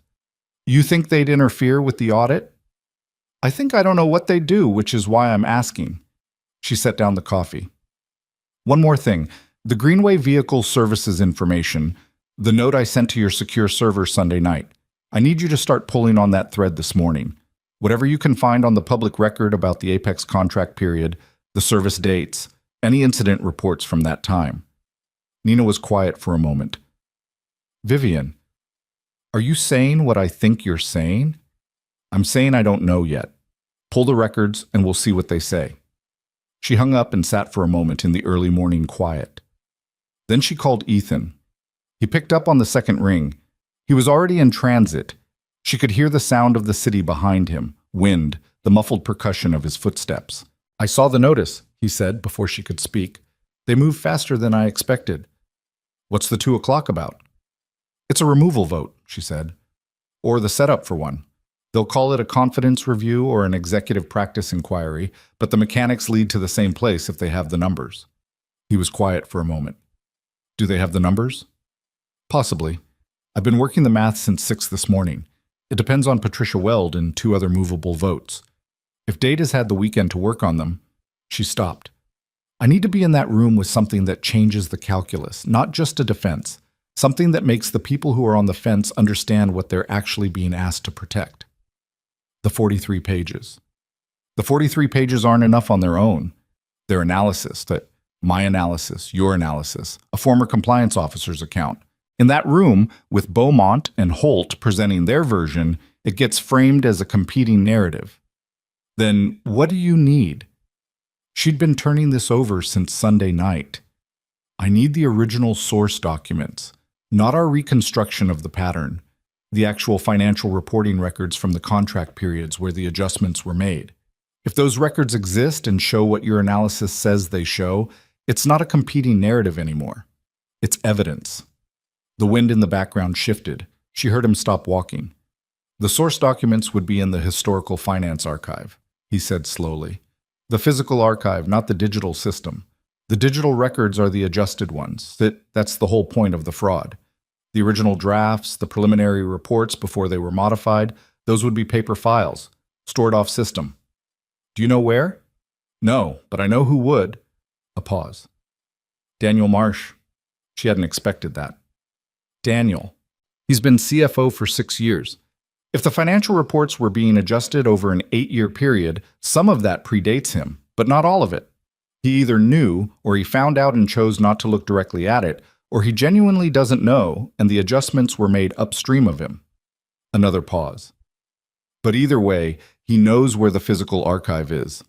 Vivian thought about Daniel, his careful medium news framing, his willingness to argue with her about classifications, his face when she'd said she wanted source documents the week before. He asked for the source documents himself, she said. What? Last week, in the finance meeting, he told me there was a discrepancy in the quarterly projection, and I said I thought it was something more than a classification issue. He asked me what I meant. I asked him to pull the original source documents. She paused. He looked at me in a particular way. What kind of way? The kind of way someone looks at you when they're deciding how much they already know. Ethan was quiet. I think he's been sitting on something, Vivian said, and I think the question is whether he'll help me before 2 o'clock today. Or whether he's already talked to Beaumont. Yes. A brief silence. Do you want me to come in? Yes, but not to the strategy floor. Come to my office directly. Don't stop anywhere on the way up. 20 minutes. He arrived in 18. She'd already called Daniel and asked him to come up at 8:30, framing it as a follow-up on the quarterly discrepancy, which was true enough that it wasn't a deception and specific enough that he'd know it was more than the surface. Daniel arrived at 8:27. He walked into her office, saw Ethan, and stopped. Daniel, Vivian said, sit down. He sat. He looked at Ethan with an expression that moved through several registers. Surprise, calculation, and then something closer to resignation, which was the one she'd been watching for. The board session this afternoon, she said. You know what it is. I've seen the notice. You've done more than see the notice. He looked at her. His hands were on the desk the way they'd been in Pollard's office weeks ago. Flat, controlled. I haven't talked to Beaumont, if that's what you're asking. Have you talked to anyone? A pause that went one beat too long. I talked to Dade on Friday. He called me. About what?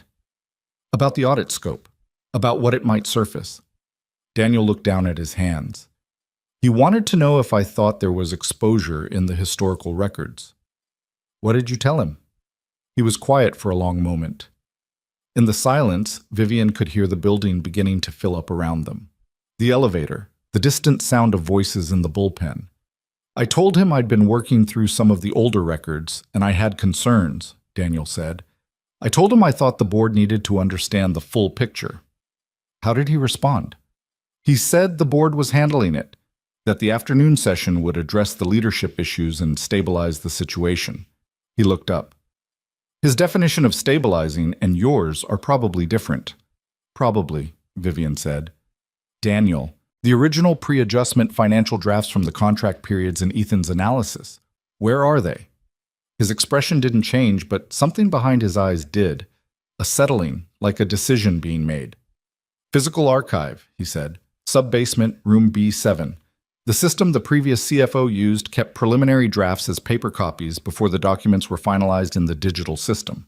Standard practice at the time, not standard anymore, but nobody cleaned out the archive when the system changed. He paused. I went down there last week, after you asked for the source documents in the meeting. And? And the drafts are there. His voice was measured. For 11 of the contract periods in the last 8 years, the preliminary draft numbers and the final reported numbers don't match. The differences are systematic, and they're not classification issues. The office was very quiet. Why didn't you bring this to me immediately? Vivian said. He looked at her with the expression of a man who had been asking himself the same question. Because I didn't know what it meant yet. Because I was trying to understand the scope before I... He stopped. Because I was afraid of what the scope meant. She looked at him for a long moment. He looked back without flinching. I need those documents, she said. Before 2 o'clock. I know. He stood. I'll pull them. It'll take me 2 hours. There are 11 contract periods, and I want to make sure I'm pulling the right drafts, the complete sets. He moved toward the door, then turned back. For what it's worth, I didn't know when it was happening. I found out 18 months into this job, and what I did with that information is something I'll have to live with. But I'm not going to sit in that boardroom this afternoon and watch them use a fraudulent record to take your chair. He left. Ethan looked at Vivian. Do you believe him? He said. About not knowing when it was happening? Possibly. About helping us now? She looked at the door. Yes, I think he's been waiting for an exit from the position he put himself in. We just gave him one. But the next 5 hours were the kind of hours that compress time strangely, long in the detail and short in retrospect, each piece requiring full attention and the full picture always slightly ahead of where they were. Nina spent the morning working the Greenway thread and found it faster than Vivian had expected. The public record on Greenway vehicle services was thin but not empty. The company had held an Apex Global Fleet Maintenance contract from 2018 to 2021, during which period they had serviced the executive vehicle pool. There was an NTSB adjacent incident record from March 2020, a mechanical failure report for a company vehicle, cross-referenced with an insurance claim. What Nina found was the gap. The internal Apex maintenance log from the week before the incident showed the vehicle had been serviced by Greenway 3 days prior. The work order noted brake system maintenance. The post-incident inspection had found brake system failure. These were not secret documents. They were in the company's own records, which Vivian had full access to as CEO. They had simply never been placed in sequence before. Nina put them in sequence and brought them to Vivian's office at 11:15 in a folder that she set on the desk without saying anything, because there was not much to say. Vivian looked at the documents. She looked at them for a long time. The brake maintenance 3 days before the accident, the brake failure that caused the accident, the vehicle services company under contract to Apex, the accident that had put her in this chair. She had not spent 4 years thinking about this. She had been right not to, in the sense that thinking about it without the sequence in front of you was just pain that went nowhere. But she had also been wrong not to, in the sense that the sequence had existed in these records all along, waiting to be placed in order by someone willing to look. She set the folder aside, not because she was setting it aside permanently, she knew she wasn't, but because there was a 2 o'clock meeting and the sequence had to hold. Is there enough here for the police? She asked Nina. Not yet. It establishes a question, not an answer. We'd need the actual work orders from Greenway, the specific technician records, evidence of who at Apex directed the service. Nina paused. But it's enough to open an investigation. If the right people see this sequence, they'll want to know more. Put it with the other materials. Not for this afternoon. This afternoon is about the company. But after. Nina nodded. She left.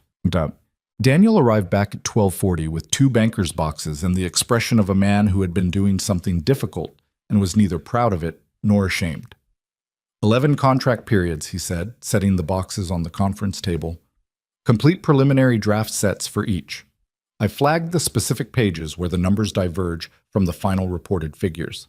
Ethan opened the first box and spent 12 minutes going through the flagged pages with the systematic focus of someone cross-referencing against a memorized framework. He'd read his own 43-page analysis so mmany times in the past week that the numbers were embedded. He knew what he was looking for, and he found it in the first 3 folders he opened. "This is it," he said. He wasn't triumphant about it, just certain, the way someone is certain when the thing they suspected turns out to be exactly what it was. The preliminary drafts show the real numbers. The final reports show the adjusted ones. The delta on just the first 6 periods is over 40 million. Daniel stood at the other side of the table. "Over 8 years, it's closer to 68, he said quietly. "I ran the full calculation last week." Vivian looked between them. "Can we present this at 2 o'clock? "The documents speak for themselves," Ethan said. "We need a clear summary that any board member can follow in real time. Not a 43-page analysis, something that shows the pattern in 10 minutes flat." He looked at Vivian. "I can have that ready in an hour." 45 minutes, she said. "I need buffer time." He sat down at the table and opened his laptop. Dick. Nina had arranged for 2 of her legal team members to be present at the board session, which Vivian had approved and which she suspected would make Dade uncomfortable in ways he wouldn't be able to address without revealing that it made him uncomfortable. She also made one more call before the meeting. She called Marcus Chen at 12:50. Marcus was 64, the longest-serving institutional board member, a man who had made his money in manufacturing and who had a blunt and durable quality that Vivian had always found reliable. Not an ally, exactly, but someone who evaluated things on their merits and had enough standing in the room to move the movable votes if he chose to. "I'm going to show you something today that changes what's on the table," she told him. "I want you to know before the room, not during it." "What kind of something?" "Financial fraud, systematic, 8 years, senior executive level. I have the source documents." A pause. "How solid?" "Preliminary drafts versus final reported figures. Daniel Marsh pulled the archive this morning." Another pause. Longer. "Marsh is involved?" "He found it. He's cooperating." She paused. "I need you to be prepared for what this means for the afternoon session. The people who called the meeting, they don't know what I have yet. When they find out, there's going to be an attempt to control the room. I need someone with your standing to hold the process." Marcus was quiet for a moment. She could hear him breathing, which meant he was thinking seriously, which was what she'd wanted. "I'll be there at 1:45, he said. The boardroom at 2 o'clock had the particular loaded quality of a room where everyone present understood that the stated agenda was not the real agenda, and most of them had arrived with their version of the real agenda already prepared. 11 board members, plus Dade as liaison. Vivian at one end of the table.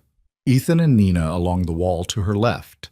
She'd placed them deliberately, visible but not at the table, present enough to be undeniable. Daniel Marsh was at the table in his CFO capacity, which was normal. Marcus Chen was at the table and had arrived, as promised, at 1:45, and had spoken to 3 of the movable board members in the 15 minutes before the session began, in brief, quiet conversations that Vivian hadn't been part of and hadn't needed to be. Beaumont opened. He was composed, methodical, and had clearly spent the weekend preparing. His presentation of the leadership concerns was structured as a risk management matter, using the language of fiduciary responsibility and governance process with the precision of someone who knew exactly where the emotional register needed to stay. He cited the confidentiality concerns, the non-standard appointment process, the questions about the 8-year audit scope, and framed his conclusion as, given the accumulation of uncertainties, the board's responsibility was to ensure stable leadership during the review period, and the most prudent path was to request that Vivian step back from the CEO role on an interim basis pending resolution. Holt seconded it in 2 sentences. Garrett added a note about shareholder confidence. The room looked at Vivian. She did not begin her response immediately. She let the silence sit for 3 seconds. Not theatrics, just the deliberate choice not to react, to let the room understand that she wasn't operating from the defensive position they'd assigned her. Then she said, "Before we discuss leadership structure, I need to present information that is material to everything else on this agenda. Board members have a fiduciary obligation to receive material information before taking action. I'm invoking that now." Beaumont started to speak. Marcus Chen said, in the mild and immovable tone he used when he meant something completely. Let her present. Beaumont sat back. Vivian looked at Ethan. He stood, moved to the presentation screen at the front of the room, and connected his laptop. What came up on the screen was the summary document he'd built in 45 minutes that morning, clean, spare, without excess. And he began to present it the way he presented everything, directly, without performance, the language calibrated to be followed rather than to impress. He put up the first comparative table, preliminary draft figures on the left, final reported figures on the right. Contract period 1, the delta in red. This is from the first of 11 contract periods I'm going to show you, he said. In each case, the left column is the preliminary financial draft, pulled this morning from the physical archive in sub-basement B7. The right column is the figure that appeared in the final board report. These are not classification differences. They are systematic adjustments, consistently in the same direction, across 8 years. He moved to the second table. Third, fourth. The room was very quiet. Patricia Weld leaned forward slightly around the fourth slide. She was looking at the documents, not at Ethan, the documents themselves, in the way of someone whose brain had already moved past shock and into analysis. By the seventh comparative table, Beaumont had stopped looking at the screen. He was looking at the table surface, and the quality of his stillness had changed from controlled to something more like braced. Holt looked at Dade. Dade looked at nothing. Ethan put up the summary table, all 11 periods, total documented discrepancy, the aggregate figure at the bottom, and then he stepped back from the screen. The source documents are in the boxes at the end of the table, he said, flagged and indexed. Anyone who wants to verify against what you're seeing on the screen can do that right now. No one moved to the boxes. They didn't need to. The tables had the terrible clarity of a thing that needed no elaboration. Marcus Chen looked at Beaumont. Richard, he said, is there an explanation for these figures that I'm not seeing? Beaumont was silent. James? Marcus turned to Holt. Holt's jaw moved without producing words. Marcus looked at Vivian.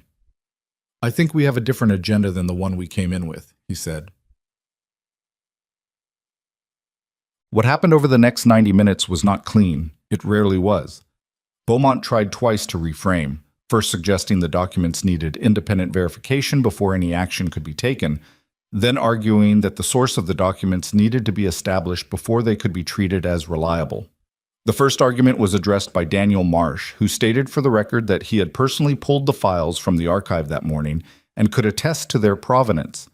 The second collapsed when Patricia Weld pointed out that the archive provenance was verifiable by anyone in the room.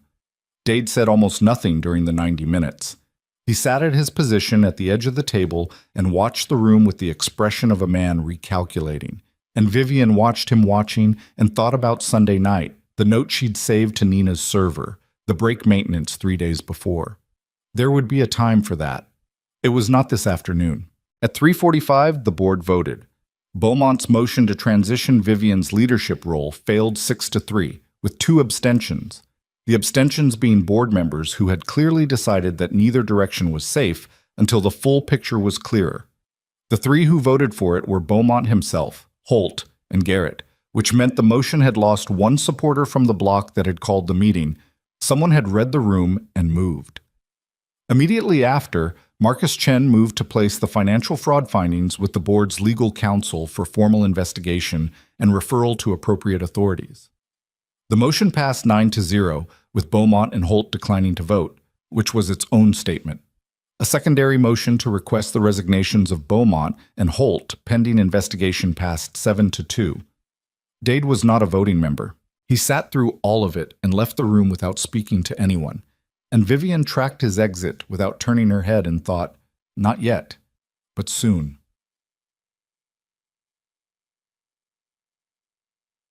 The room cleared in stages.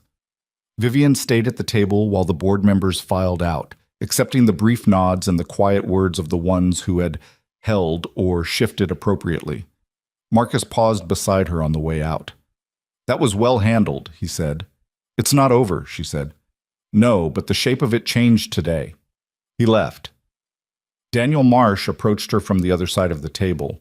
He looked like a man who had been carrying something heavy for a long time and had just set part of it down. Not relieved, not quite, but lighter. "What happens to me?" he said. It wasn't really a question. "You cooperated," Vivian said. "You found the documents and you brought them. That matters." She paused. "There will be an investigation. You'll need to be fully transparent in it. Everything you knew and when you knew it." "I understand." "If you're transparent, I'll advocate for the cooperation to be a mitigating factor. I won't promise an outcome, but I'll advocate." He nodded once, the way people nodded when they understood they were getting what they could reasonably expect and not more. He left. Nina was gathering documents at the side table. Ethan had stayed in his position along the wall through the entire session. She realized she hadn't looked at him directly during the board vote, had been too focused on the numbers and the faces. She looked at him now. He looked back. He was tired. She could see it clearly. The specific tiredness that wasn't about sleep, but about the sustained effort of holding something difficult steady for hours without letting the difficulty show in the work. "Vivian," he said. He stopped. "What?" He looked at the empty boardroom, Sal. The chairs, the half-drunk water glasses, the banker's boxes at the end of the table that contained 8 years of adjusted truth. "I need to get Sophie," he said. "She gets out in 40 minutes. It was such a plain and human thing to say in the aftermath of everything that had just happened in this room, and she found it. Not funny, not absurd, but grounding, the way a thing that is simply true is grounding when everything else has been complicated. "Go," she said. He picked up his laptop and his legal pad. At the door, he stopped without turning around. The same gesture as the day in the service corridor weeks ago, when he'd told her about the Zhao framework, and she hadn't known yet what she had in the room with her. "The Greenway documents," he said. "Is Nina going to keep working on it?" "Yes." "Let me help. When Sophie's in school. I want to help with that." She looked at his back. "I know," she said. He left. She sat in the empty boardroom for a while after that. The banker's boxes, the cleared screen, the water glasses, and the plain Monday afternoon light through the windows. Everything that had happened in this room in the last 90 minutes sat in the air the way things sat after they were over, real now in a way they hadn't been before they happened, the future rearranged by them without announcement. She thought about what Marcus had said. The shape of it changed today. It was accurate. The fraud was going to investigators. Beaumont and Holt were done, whether they knew it yet or not. The board's confidence had shifted, not all the way, not without conditions, but meaningfully. She thought about Dade. He had left without speaking to anyone, which was the behavior of a person making calculations about what was salvageable. And in her experience, that kind of exit preceded either a lawyer's intervention or a different kind of move. She had Nina watching the Greenway thread, and she had the note in secure storage, and she had the patience that 4 years of building things slowly had given her. She thought about this brake maintenance record and the accident report and the 4 years she had not spent thinking about this. She thought about Ethan 3 blocks away, walking to an elementary school in the November cold to get a 9-year-old who liked pancakes on Saturday mornings, and thought stability was possible because her father had made it possible by mopping floors and eating tuna sandwiches at his desk and reading Korean legal documents on his lunch break. She stayed in the boardroom another few minutes. She was in no hurry. There was more ahead. The formal investigation, the Greenway matter, the board's trust that had to be rebuilt over time rather than declared, the work that didn't pause because today had been significant. But for this particular afternoon, in this particular room, the shape of things had changed. She turned her chair toward the door.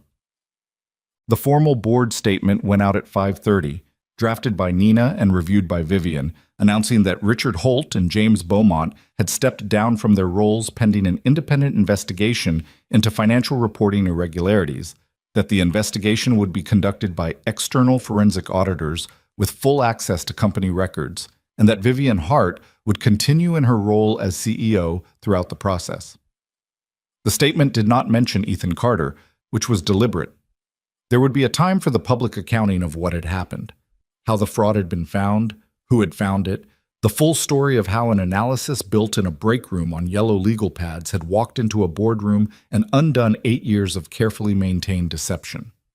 That story would be told correctly or not at all. At 6:15, Vivian's phone showed a text from an unknown number. She almost didn't read it. It was 2 sentences. Vivian, this is Phil Okafor. I heard what happened today. Tell Carter thank you. She read it twice. Then she set the phone face down on her desk and looked at the city through her window. The grid of lights coming on in the November dark, the lake invisible but present at the edge of everything, the ordinary and relentless life of the city going on 42 floors below. She thought about Lawrence Dade. She thought about the break report. She thought about the experimental rehabilitation program that the neurologist had mentioned 3 months ago in the careful language of someone managing expectations. A program in Seattle, new methodology, incomplete spinal injuries, some meaningful outcomes. She had listened and filed it and not thought about it again because thinking about it required a kind of hope she hadn't had room for. She looked at her hands on the wheels of the chair. She thought, maybe there's room now. She didn't call the neurologist that evening. She wasn't ready yet, or not quite ready, or maybe just honest enough to know that one hard day didn't resolve everything that had been accumulated over 4 years. But she thought about it. She let herself think about it without moving away from it, and that was, she recognized, something she hadn't been able to do the day before. Outside, the city. The lake somewhere in the dark beyond it. All of it indifferent, all of it continuous, all of it carrying forward whether or not any particular person was ready. She turned off her office light at 6:45 and started home. The investigation took 4 months. Not 4 clean months. 4 months of the kind of institutional unraveling that moved in uneven surges, fast in some weeks and stalled in others, with the particular rhythm of a process that was larger than any one person's ability to hurry it. The external forensic auditors worked through the physical archive in sub-basement B7 and through 11 years of digital records, and through interviews with current and former staff, and what they produced was a report that confirmed Ethan's analysis and exceeded it. The total figure of misrepresented value across the 8-year period came to $71 million, distributed across 19 contract periods, with a paper trail that was damning, not because it was dramatic, but because it was so methodical, the way sustained dishonesty always is methodical, built in small adjustments over time by people who trusted that no one would ever place the pieces in sequence. Richard Holt resigned 3 days into the investigation when his personal attorney made it clear that cooperation was the only available strategy. James Beaumont lasted 2 weeks longer before the same logic overtook him. Both men were referred to federal prosecutors, which was not Vivian's decision. It was the board's, and the external auditors, and ultimately the law's. But she didn't oppose it, because opposing it would have required pretending that what they'd done was a category of thing that could be resolved internally, and it wasn't. Lawrence Dade resigned on a Thursday in December, quietly, the kind of resignation that arrived as a brief letter with no explanation and no forwarding address, and which the board accepted with the relief of people who had not quite decided how to force the issue. His letter contained 1 sentence of substance. I acted in the company's best interests as I understood them. Vivian read it once and put it in Nina's file, and did not spend time deciding what she thought about it as a statement, because the investigation would do that work more reliably than her opinion. The Greenway matter moved more slowly, on a separate track, with separate investigators, and it moved the way things moved when the truth being uncovered was the kind that altered not just careers, but the fundamental story of what had happened to someone's body and life. Vivian did not rush it. She had waited 4 years without knowing there was anything to wait for. She could manage a few more months now that she knew.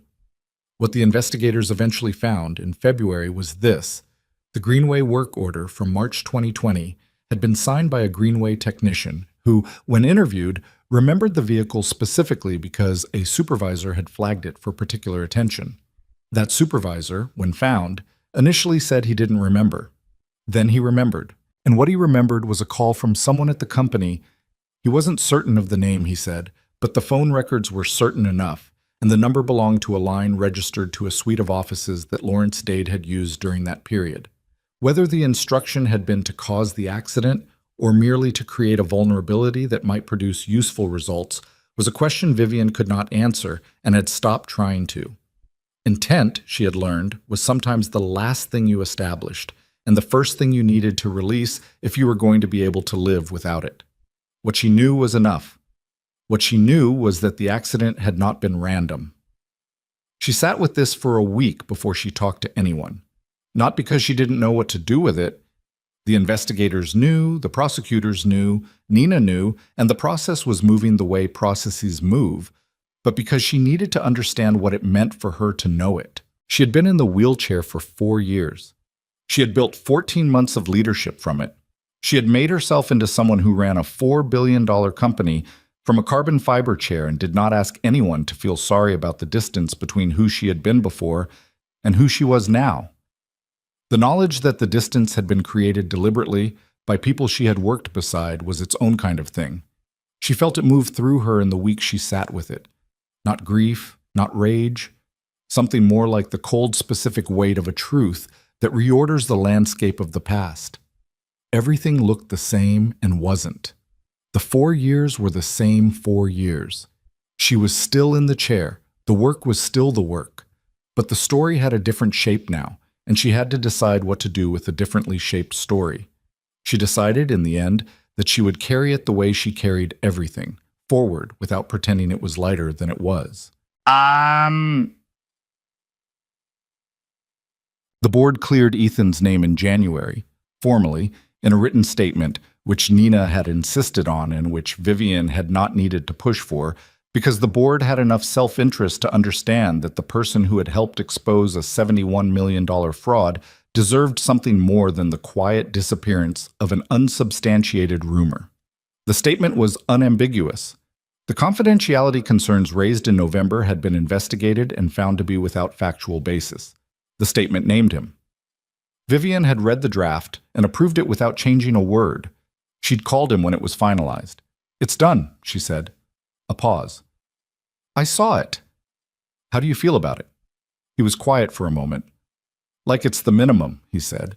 "Which is fine. The minimum is fine." She understood what he meant. An official exoneration was the floor of what was owed, not the ceiling, and there was a version of receiving a floor-level correction that could make a person bitter if they let it. He wasn't letting it. She thought he'd earned the right to, and was choosing not to, and that distinction said something about him that she didn't have a clean word for. "There's something else," she said. "What?" "I want to tell you something about the Greenway investigation, about what they found." She told him. She was direct about it.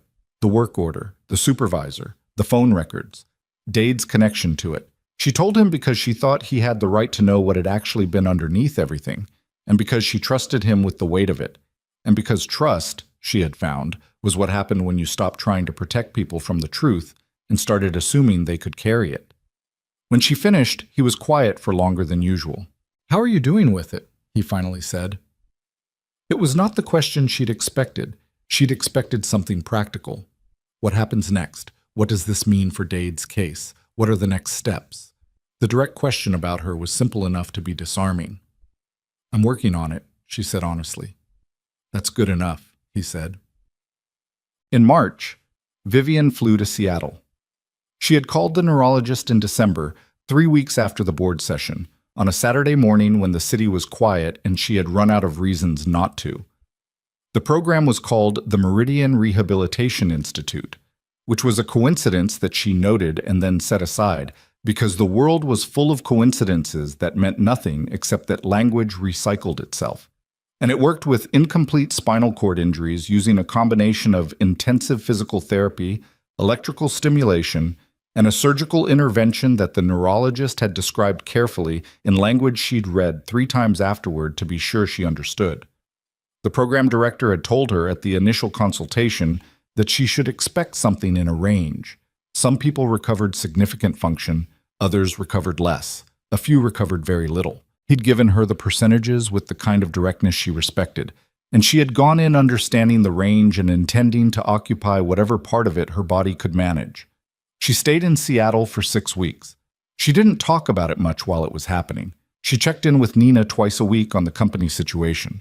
Read the documentation Ethan sent her on 2 new contract negotiations he was leading. Had a call with Marcus Chen about board composition changes that were underway following the departures. The work was the work. It continued. The physical work was harder than she'd been prepared for, which was its own information. She had been prepared for hard, and the thing that was harder than hard made her recalibrate.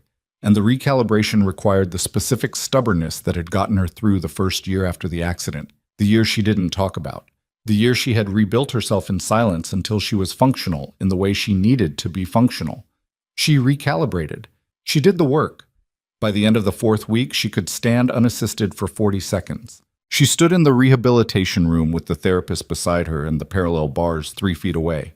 And she stood for 40 seconds and her legs shook, and she sat back down in the chair, and the therapist said something professionally encouraging, and she didn't hear it because she was looking at the floor and doing the thing she rarely let herself do, which was feeling the full weight of a moment without immediately moving past it. 40 seconds. 4 years after a brake failure on the Eisenhower Expressway, engineered by someone who thought she was a problem to be managed. 40 seconds of standing in a rehabilitation room in Seattle at the end of March.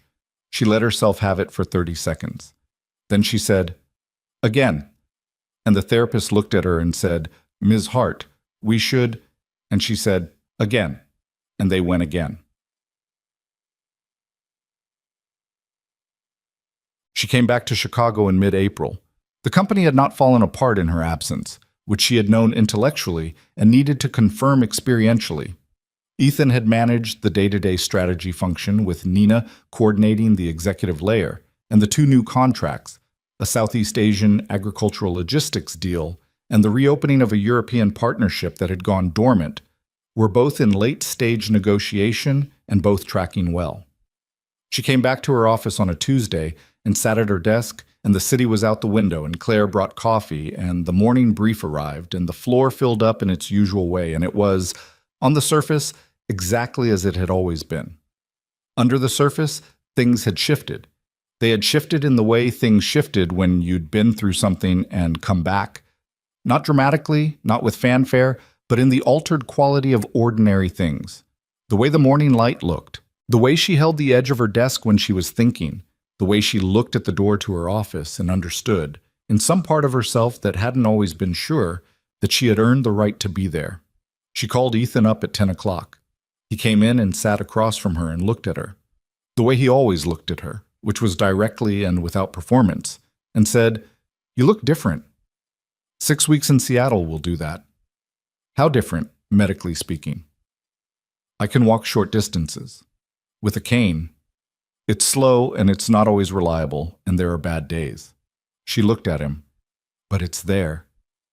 He held her eyes. He didn't say anything for a moment, and the silence was the kind that didn't need filling. "Good," he said finally. "Yes. I'm glad." "I know."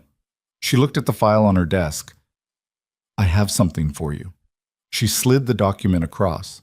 It was a formal appointment letter. She'd written the draft herself, which was not typical, but this one she'd wanted to get right in the language. The title on the letter was Executive Director of Global Strategy. He read it. He read it twice, the way he read everything. "This is a different role than what we set up in October," he said. "It's the role that matches what you've actually been doing for 5 months. The compensation is in the letter." He read that line. He didn't react to the number in the way most people reacted to numbers, which she appreciated. "The methodology program," he said.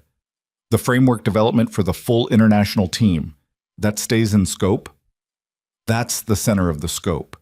I want the whole strategy function built around that framework over the next 2 years. Not Pollard's approach with your approach attached. Your approach, rebuilt from the ground up, with a team that's selected for it." He looked at the letter again. She watched him think, the real thinking, not the performed version. "Sophie has an overnight school trip next month," he said. "First one she's ever been willing to go on. I need to make sure I'm available the night before."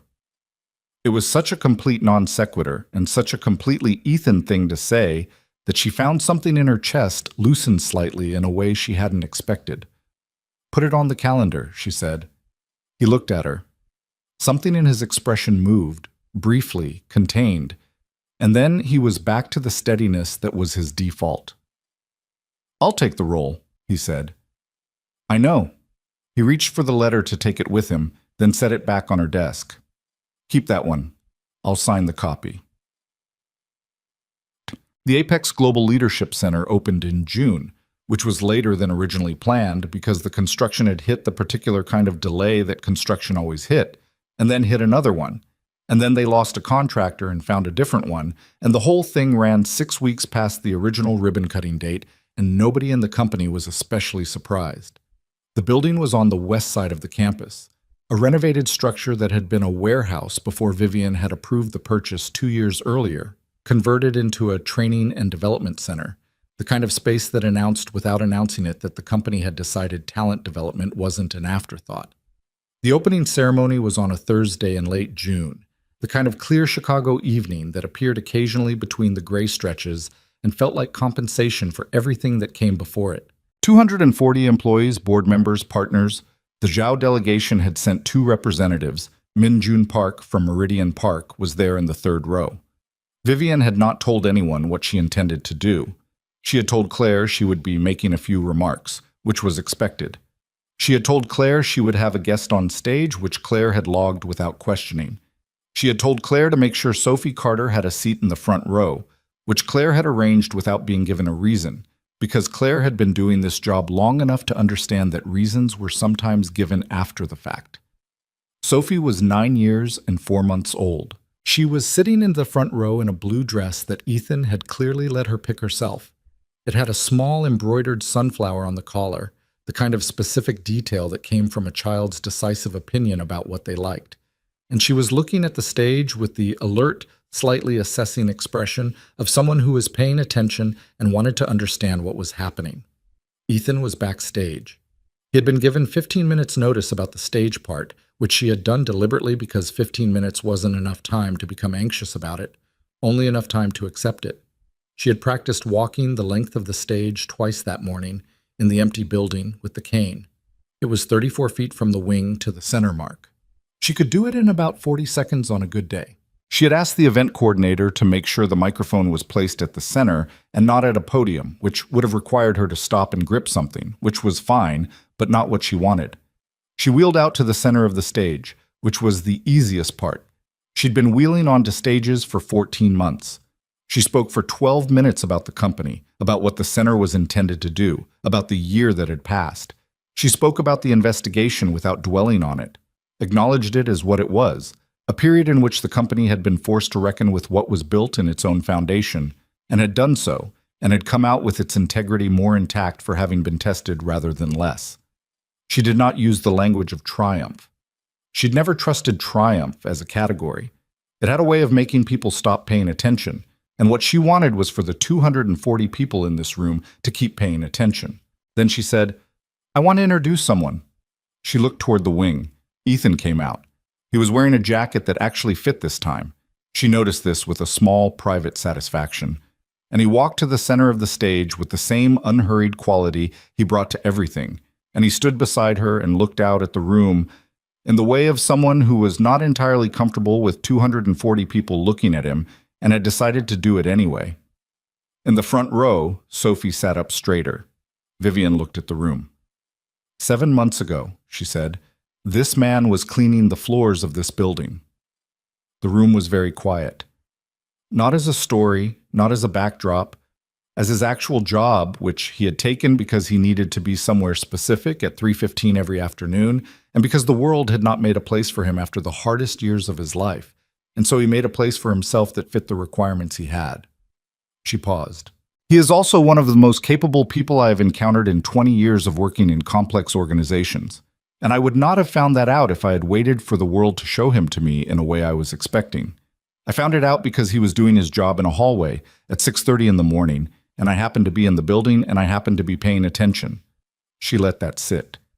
I tell you this not as a parable about finding diamonds in unexpected places.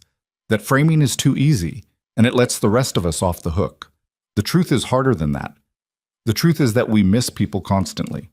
Not because they are hidden, but because we have built systems that only recognize talent when it arrives in the correct packaging. And the cost of that is enormous. I've seen the math. It's on the company's record for the last 8 years. A pause. And it's not just financial. She looked at Sophie in the front row. Sophie looked back at her, serious and attentive, the sunflower on her collar. Today, I am announcing Ethan Carter's appointment as Executive Director of Global Strategy, a role he has effectively held since November and which this company is formalizing because it is the right thing to do. I am also announcing a company-wide initiative, Apex Hidden Talent, which will create structured pathways for identifying and developing exceptional ability at every level of this organization, regardless of current role or title. Ethan will lead it. She looked at him beside her. He was looking at Sophie in the front row. Whatever was on his face in that moment was not the face he used at work. It was something else, something that had been under the work face the whole time, the part of a person that stays protected during the necessary hardness of getting through difficult things and surfaces only when the difficult thing has been survived. She made a decision she hadn't planned to make. She handed her cane to Ethan. He looked at her. She didn't say anything. She put her hands on the wheels of the chair and she stood up. It took her longer than it would have taken someone who hadn't been sitting for 4 years. Her legs were not fully reliable, and she knew it, and she stood anyway, carefully, the way you stood when the ground beneath you was something you had rebuilt and were learning to trust again. She stood at full height in the center of the stage, and the room was so quiet that she could hear the ventilation system and her own breathing, and from the front row, Sophie making a small sound that wasn't a word. She stood for about 20 seconds. Then she put her hand on Ethan's arm, not for balance, just because it was there. And they stood together at the center of the stage in front of 240 people, and the room began to applaud, slowly first and then fully, the kind of applause that meant something beyond the polite. She sat back down. Ethan handed her the cane without being asked, and she took it without comment, and they looked at each other in the private way of two people who have been through something together and understand that the something does not need to be summarized. In the front row, Sophie was standing on her chair. The sunflower collar, the blue dress, 9 years and 4 months, and her father on a stage instead of a hallway, and whatever understanding a child constructs from a moment like that. Not the full story, not the weight of the years, but the visible fact of it, the thing you carry forward into the rest of your life as evidence that the rest of your life is possible. Well, afterward, the three of them stood at the floor-to-ceiling windows on the building's west side, where the reception was winding down and the June evening was doing what Chicago evenings sometimes did in June, holding the light longer than felt reasonable, the sky going through its slow sequence of colors over the lake, orange, and then something that wasn't quite pink, and then a deep settled blue that wasn't yet dark. Sophie had a glass of apple juice and was pressing her nose against the glass to look at the city below. "How tall is this building?" she asked. 8 floors, Ethan said. "Are we at the top?" "We're at the top."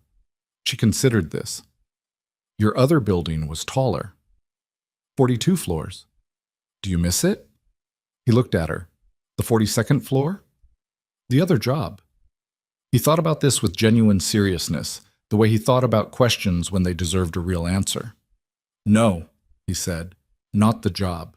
I miss being able to get you from school myself every day." Sophie accepted this. She went back to the window. Vivian was watching the skyline. The lake was visible from here, a strip of dark water at the edge of the city, the kind of presence that Chicago had, always, at the periphery of things, reminding you that the city was built at the edge of something enormous and mostly uninterested in it.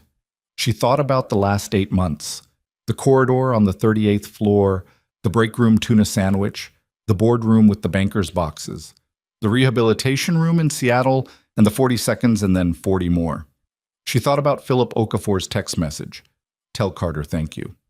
She thought about Lawrence Dade, who was facing federal charges and had not, as far as she knew, said anything to anyone that could be called in accounting.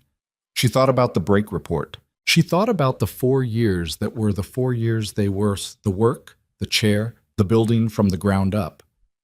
And she thought that there was no version of those 4 years she would choose to undo, not because they hadn't cost her, but because the cost was part of what she was made of now, and you couldn't separate the material from the structure without losing the structure. Some things you could not think your way around. You could only carry them forward and see what they built. "Can I ask you something?" Sophie said, still at the window. "Sure," Vivian said. "Why did you stand up?" The question was pure child. Direct, without ceremony. The genuine article of wanting to know a thing. Vivian looked at her, 9 years old enough to understand more than people gave her credit for, the way children always were. Because I could, Vivian said, and because I wanted everyone in the room to know that. Sophie thought about this. Did it hurt? A little. Was it worth it? Vivian looked at the girl, then at Ethan, then back at the city in the evening light. Yes, she said. Sophie nodded, satisfied the way children were satisfied by honest answers. She went back to pressing her nose against the glass, looking down at the city from 8 floors up. The streets, the cars, the ordinary moving life of a summer evening in Chicago, and whatever a 9-year-old made of it from that height, which was probably something cleaner and more total than what adults made of it, before the years had a chance to complicate the view. Ethan stood beside Vivian without saying anything. They had gotten reasonably good at that, over the months, the comfortable silence of two people who didn't need to fill the space between them to confirm that the other was there. She thought that was one of the things that real familiarity looked like, not the frictionless version that people mistook for closeness, but the kind built out of difficulty and honesty and the ongoing choice to keep going. Neither of them was repaired. That was the word she'd refused from the beginning and refused still. The idea that a person could go through the things they had gone through and come out the other side restored to some prior state. She was not the person she had been before the accident. He was not the person he had been before the years of loss. What they were was different, rebuilt out of different materials with different load-bearing points, and stronger in the specific places where it mattered most. This was not a comfortable thing. It was a true thing, which was better. The light shifted. The lake went dark. Chicago arranged itself into its nighttime geometry, the grid of lights that looked from up here like something that had always been there and would always be, though of course it hadn't and wouldn't, and the people who built it had been ordinary people doing difficult things and not always knowing why. Sophie stepped back from the window. "I'm hungry," she announced. "Of course you are," Ethan said. "Can we get pizza?" "We can get pizza." She looked at Vivian. "Do you want to come?" Vivian looked at the girl, the sunflower on the collar, the apple juice, the direct and uncomplicated quality of the invitation. She looked at Ethan, who was watching her with the expression of someone who already knew the answer and was waiting for her to arrive at it. "Yeah," she said. "I'll come." They left the building together. The three of them, the light behind them, and the city ahead, and none of them defined any longer by the worst things that had happened, and not defined yet by whatever came next, but moving toward it, which was all anyone ever had, and if you were paying attention, more than enough.